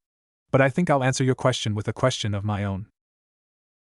Mizuki waited for him to continue, but his eyes widened when the blonde suddenly vanished before his eyes. Before he could search the area, he heard a voice from behind whisper in his ear. What made you think I showed up on my own? And that was all he heard before something grabbed the back of his head and slammed him into the ground. Raijin and Fujin, also known as the legendary Stupid Brothers, were in a predicament. Like their ringleader, they were stray devils. Earlier tonight, Mizuki felt the presence of another devil who was most likely out to hunt them. So, following their boss' orders, they split up from him and waited for his signal to attack whoever was after them. The orders were rather simple, but like earlier stated, there was a predicament, and it was standing right in front of them, preventing them from completing their orders. The first obstacle was a young woman with a voluptuous figure, light black hair with split bangs and hazel eyes with cat-like pupils. She wore a black kimono that opened at the shoulder, showing off her impressive cleavage, a yellow obi, a set of golden beads, and an ornately detailed headband. However, the trait that stood out most were the black cat ears and two tails that swung about lazily. The second obstacle was another young woman, but this one had long silver hair that was shining beneath the moonlight. She wore a simple gray turtleneck and a black mid-thigh skirt. She also wore gray thigh-high socks and black loafers. Like the black-haired girl, this one had some traits that stood out, such as her crimson-red eyes with slits for pupils, and there was also a fang jutting from her lips as she smirked at the brothers before her. Brother, what we do? Pretty girls no let us pass, Fujin asked as he scratched the back of his head.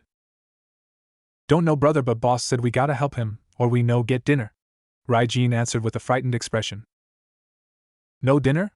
Fujin repeated, looking just as scared as his brother. Dinner is the last of your worries, Naya, the black-haired girl with the cat-like features taunted with a smirk. Fujin and Raijin, for aiding in the murder of your king, you were declared stray devils. Now please stand still so we can kill you quickly, the silver-haired girl said. It seems like we have company. Meizu, a man with shoulder-length, wild dark brown hair and dark eyes. He wore a rebreather that covered the lower half of his face and a large, clawed gauntlet on his right arm. He also had on a camouflage suit with bandages around his waist, dark-colored, knee-length sandals, and a ragged black cape. So it would seem Gozu, a man who looked identical to Meizu, stated. The only real difference was that his gauntlet was worn on his left arm. Like Raijin and Fujin, these two were a part of the coup that Mizuki led and were about to go after whoever was chasing Mizuki, but they were led away by the individual before them. She was a beautiful young girl with long blonde hair that was tied in a ponytail with two bangs framing her face. She wore a green shirt, white jacket, dark blue jeans, and brown boots. Her green eyes were full of mirth as she smiled at the two before her, with one hand resting on the handle of the rapier that hung on her hip. You're Meizu and Gozu, right? She asked in an upbeat voice. So what if we are? Meizu asked, eyes narrowed at the girl in front of him. Well, if you are, then I'm afraid I have some bad news, she informed them. And what would that be? Gozu asked as he shifted in place, watching her carefully. Tonight's the night you're going to die, she answered with a smile. Die. You have some nerve, you bitch? Oboro snarled, his voice slightly distorted from his rebreather. Oboro was a young man with spiky black hair and dark eyes. He wore a yellow jumpsuit stitched up along the middle. He also had a sash tied around his face with 2 holes cut out for his eyes. That's some big talk from one girl, Kaguri added. Kaguri looked a lot like Oboro but with brown hair. He wore the same exact jumpsuit, and the sash around his face had no holes cut into it. It's 3 against 1, lady. We're a little late on our orders, so if you leave now we'll forget about this ridiculous conversation, Mubi offered. Like the other 2 before him, he wore the same jumpsuit and rebreather. His black hair was low trimmed and the cloth around his face had a hole cut out on the left eye only. Oboro, Kaguri and Mubi were stray devils. They had helped Mizuki kill their king and were now on the run. When Mizuki felt the presence of someone following them, they followed his orders and hid themselves until they were given the signal to attack. However, before they received that signal, they were cut off by some girl they'd never met before who had told them she was here to kill them. The girl was beautiful, no doubt about that. Her hair, that was as white as snow, was partially tied up in the back in a long bun and fell behind her shoulders, while a strand fell between her ice blue eyes, and parted on the left side of her head by a blue, star-shaped hair clip. She wore a white kimono with large sleeves and a long hem with a pale yellow-green obi wrapped around her waist, which was attached to a large, pale purple bow on her back. 3 on 1, you say? I don't see how that is relevant. Because in the end all of you will cease to exist. She explained in soft voice. Her eyes were cold as she stared them down. That's some big talk, Oboro growled. Not really, she countered, still looking at them with a calmness that unnerved the 3 of them. It is simply fact. Alright, I've had enough of this bitch, Kaguri stated. Although his eyes were covered, you could practically feel the glare he was throwing her way. I say we kill her. Agreed, came Oboro's immediate response. Whatever, let's just get this over with. We're already behind time, Mubi said.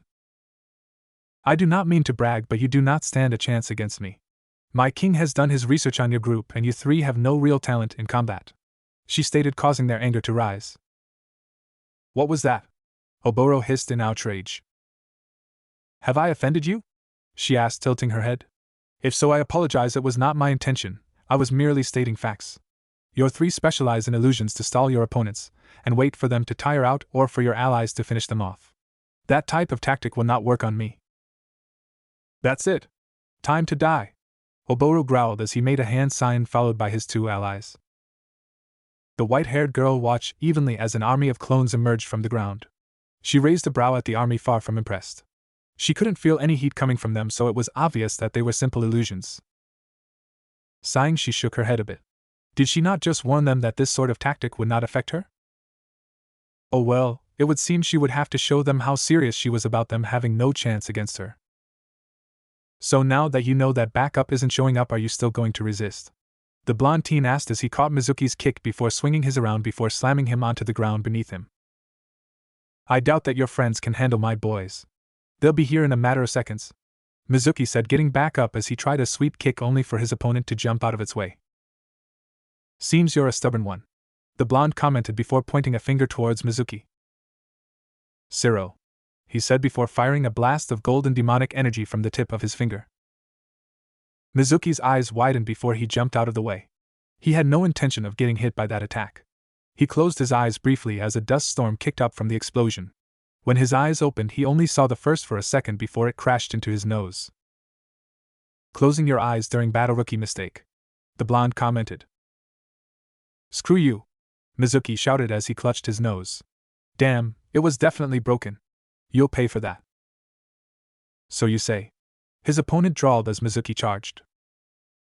He unleashed a blur of kicks and punches, but no matter what he did, he couldn't land a hit on his damned opponent.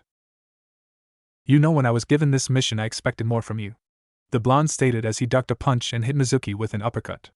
Mizuki staggered back, but his opponent grabbed his wrist, spun around, and threw him over his shoulder. Damn it! Stop mocking me, Mizuki shouted as he got back on his feet. This blonde was seriously pissing him off. Not only could he not get a hit, but the way he talked, so casually, like he was no threat whatsoever. Mocking you? How am I mocking you? I'm just speaking the truth, the blonde in orange said, sounding confused at Mizuki's accusation. Stop talking to me like that, Mizuki growled out as his teeth grew fangs and his muscles bulged. You know, I am starting to wonder how someone with your level of strength was able to kill your king, he continued.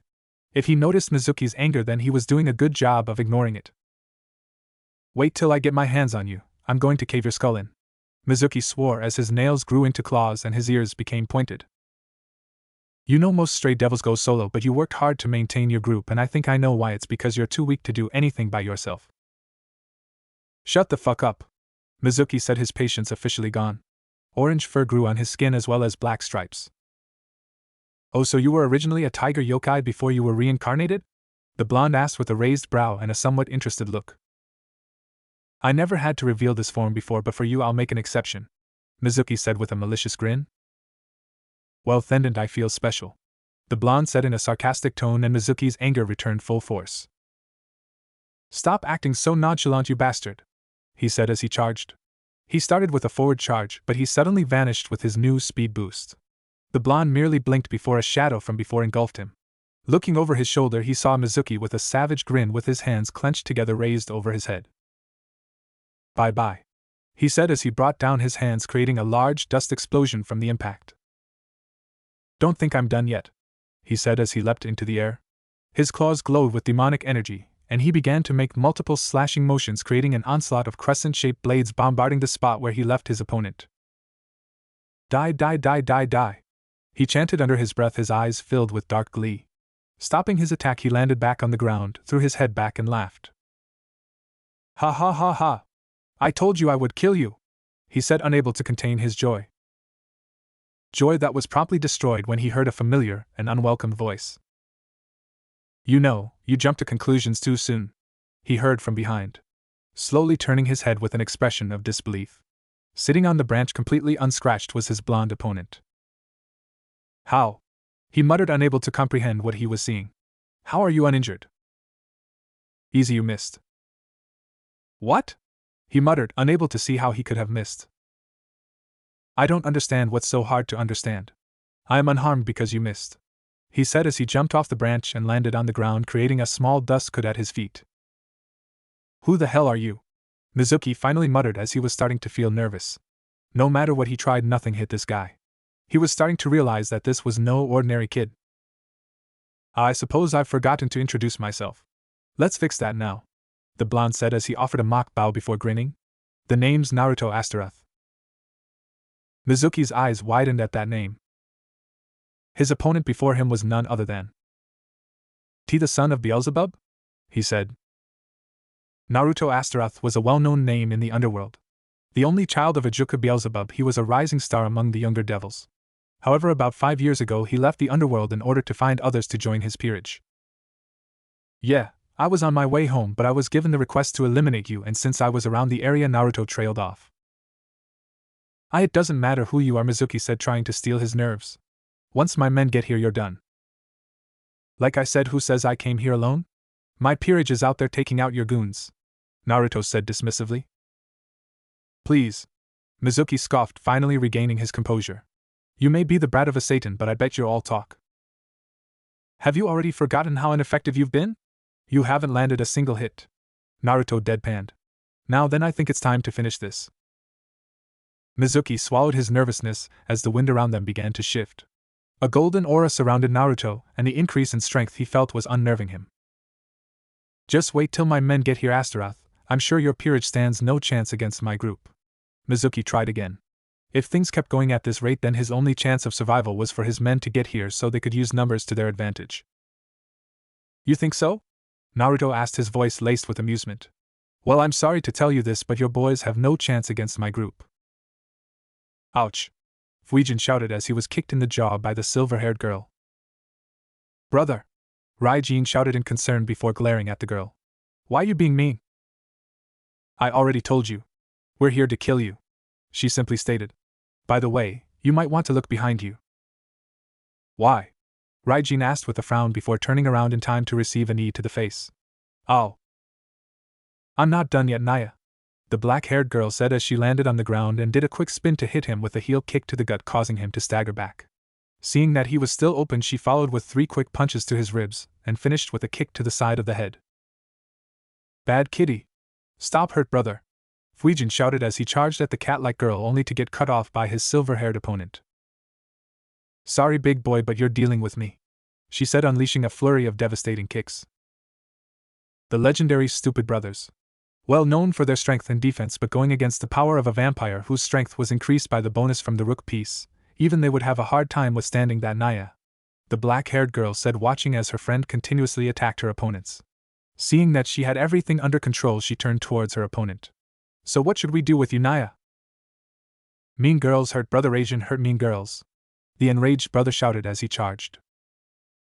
Charging recklessly headfirst, Naya? I guess it's true, you two are all brawn and no brains. As she raised her arm. A second later, an orb of purple energy appeared hovering over the palm of her hand. Now this might hurt a bit, Naya.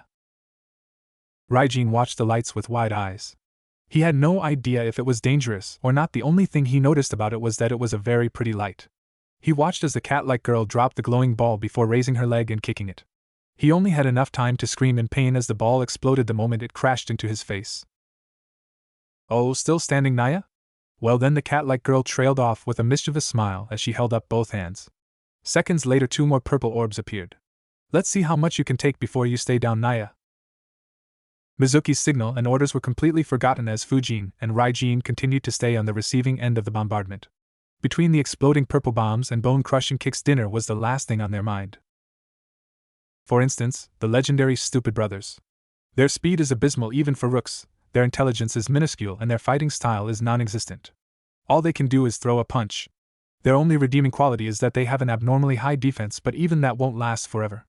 Naruto explained as his fist connected with Mizuki's jaw. Okay, you may have a point there, but there's still Goza and Meizu.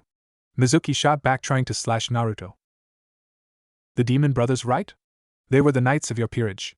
Sorry, but I sent my own knight against them, and they have no chance. Naruto countered as he kicked the tiger yokai / devil in the ribs. 1 knight against 2? Those 2 have excellent teamwork, and against a single opponent? Those 2 will be here in no time, Mizuki said, spitting a glob of blood. Please, ever hear of quality over quantity? My knight is in a league of her own compared to those 2, Naruto said in a matter-of-fact tone. Mizuki wouldn't admit it, but the confidence he heard from his voice did nothing to ease his nerves. Gah! Meizu howled in pain as he clutched the stub of what used to be his left arm. Fucking bitch! Goza shouted in a similar state as his brother, his right arm now gone. Come on, Meikuin, Gokuin. No need for name-calling. I told you that you were going to die, it's not my fault you keep resisting, Naruto's knight informed. Screw Mizuki. Brother, it's time to retreat, Goza said, breathing heavily. I agree, brother. Let's go, Meizu added, and the 2 turned around to escape but blinked in shock to discover the blonde standing in front of them, looking over their shoulders to see her previous spot now vacant. Fast, they bother thought. You 2 are so rude, they heard her say. And the thing that bothered them most was the upbeat voice she spoke with. Even when she was evading their attacks or severing their arms, she never lost that damned happy voice. Not only do you try and run away, but then you go and turn your back on a lady? Squelch. Goza could only stare in horror at the sight before him. Right next to him, his brother stood frozen in place. The rapier that their opponent wielded was thrust through his throat. Goza's mind went blank as he watched the life leave Meizu's eyes. Be brother, he stuttered. The rapier was pulled away and Meizu fell to the ground. Goza knew he should pay more attention to his opponent, but all he couldn't take his eyes away from the corpse of his brother. 1 down, 1 to go, he heard her say, but he still couldn't take his eyes off his brother's prone form. He knew he was about to die, but he didn't care. Say what you will about him, but no one could deny that he loved his brother, and he had no intention of going on without him. Besides, it was clear that he was outclassed. Even if he wanted to fight, his weapon was gone. Even when it was 2-on-1, they still couldn't touch her, and she easily severed their arms. So the only real choice he had was to wait. Accepting his fate, he closed his eyes and waited. Come on, Mizuki, you can do better than that, Naruto said as he fired multiple Sarasan. Despite his protesting body, Mizuki was able to dodge it. Damn you, Astaroth! Mizuki shouted before one of Naruto's Siro hit him in the shoulder. This was one of his more concentrated shots, so it pierced through. Not the worst thing that someone said to me, Naruto shrugged, firing another Siro that hit Mizuki in the knee, causing him to fall to the ground. Just wait until Oboro and his team get here. They're masters at stalling and evasion. They definitely escaped whoever you sent and are on their way now, Mizuki said, clinging to his hope that help would arrive. A part of him wasn't surprised when Naruto threw his head back and laughed. Those guys? I actually feel sorry for them. I doubt they lasted 5 seconds against Snowflake-chan, Naruto said, wiping away a few tears of mirth. Like I said earlier, you stood no chance against me. The white-haired girl sighed as she studied the area around her. The ground was now covered by a layer of ice, and standing before her were 3 ice statues that bore a striking resemblance to her opponents. The battle, if you could call it one, was hardly a challenge. The fools thought they could trick her with a simple illusion. The battle was over before it even started. When it came to magic, ice and snow were her specialties. Unleashing her demonic energy, the area around her began to freeze at a rapid pace, and her 3 opponent, whose magic resistance was virtually non-existent, were not spared. I guess I should end this, she said to herself, waving her arm. The wind began to pick up, and above the statues ice began to form. It was a simple block of ice, nothing extraordinary, but as every second passed by it got bigger and bigger. Once she was satisfied with the size, she swept her arm in a downward motion, and the miniature glacier fell to the ground, crushing the statues beneath it. Seeing that her work was done, she turned around and headed for her king. On her way, she idly wondered how these guys were able to perform a successful coup. Laying on the ground, Mizuki desperately tried to think of a way to escape. By now it was obvious that no one was coming to help him. He tried to get back up, but his body wouldn't respond, so here he lay bruised, bloodied, and beaten. What's wrong, Mizuki? No more remarks about back up? No more cursing my name? Naruto asked with his arms crossed. What was that? Naruto asked with a raised brow. Please, Mizuki whispered, his voice hoarse. Yes? Naruto asked, wondering what he would say. Don't kill me, Mizuki coughed. Ah, the desperate plea for mercy, Norat said, tilting his head a bit. Alright, I'll play along. Why should I spare you? The others you can each have, then just please spare me, Mizuki said, the labored breeze, raising his head to look him in the eyes. If he was expecting any sympathy, he sorely disappointed. Naruto's face was contorted in anger as he glared at the man beneath him. You really are pathetic, he spat out. You would really sell out your team to save your own ass? Pathetic. Naruto calmly walked to the downed man and held up his hand. He crouched down, and his pointer finger was only a few centimeters from Mizuki's head. The silver-haired tiger's eyes widened in fear when he saw this. No! Please don't! Please let me go! He begged as the familiar golden light appeared at the tip of Naruto's fingers. Loyalty is something I greatly value, and to see how easily you would sell out your comrades, well, let's just say I would be lying if I said a small part of me wouldn't be enjoying this. Zero, he said, firing his attack at point-blank range. Naruto stood up as he stared at the now headless corpse.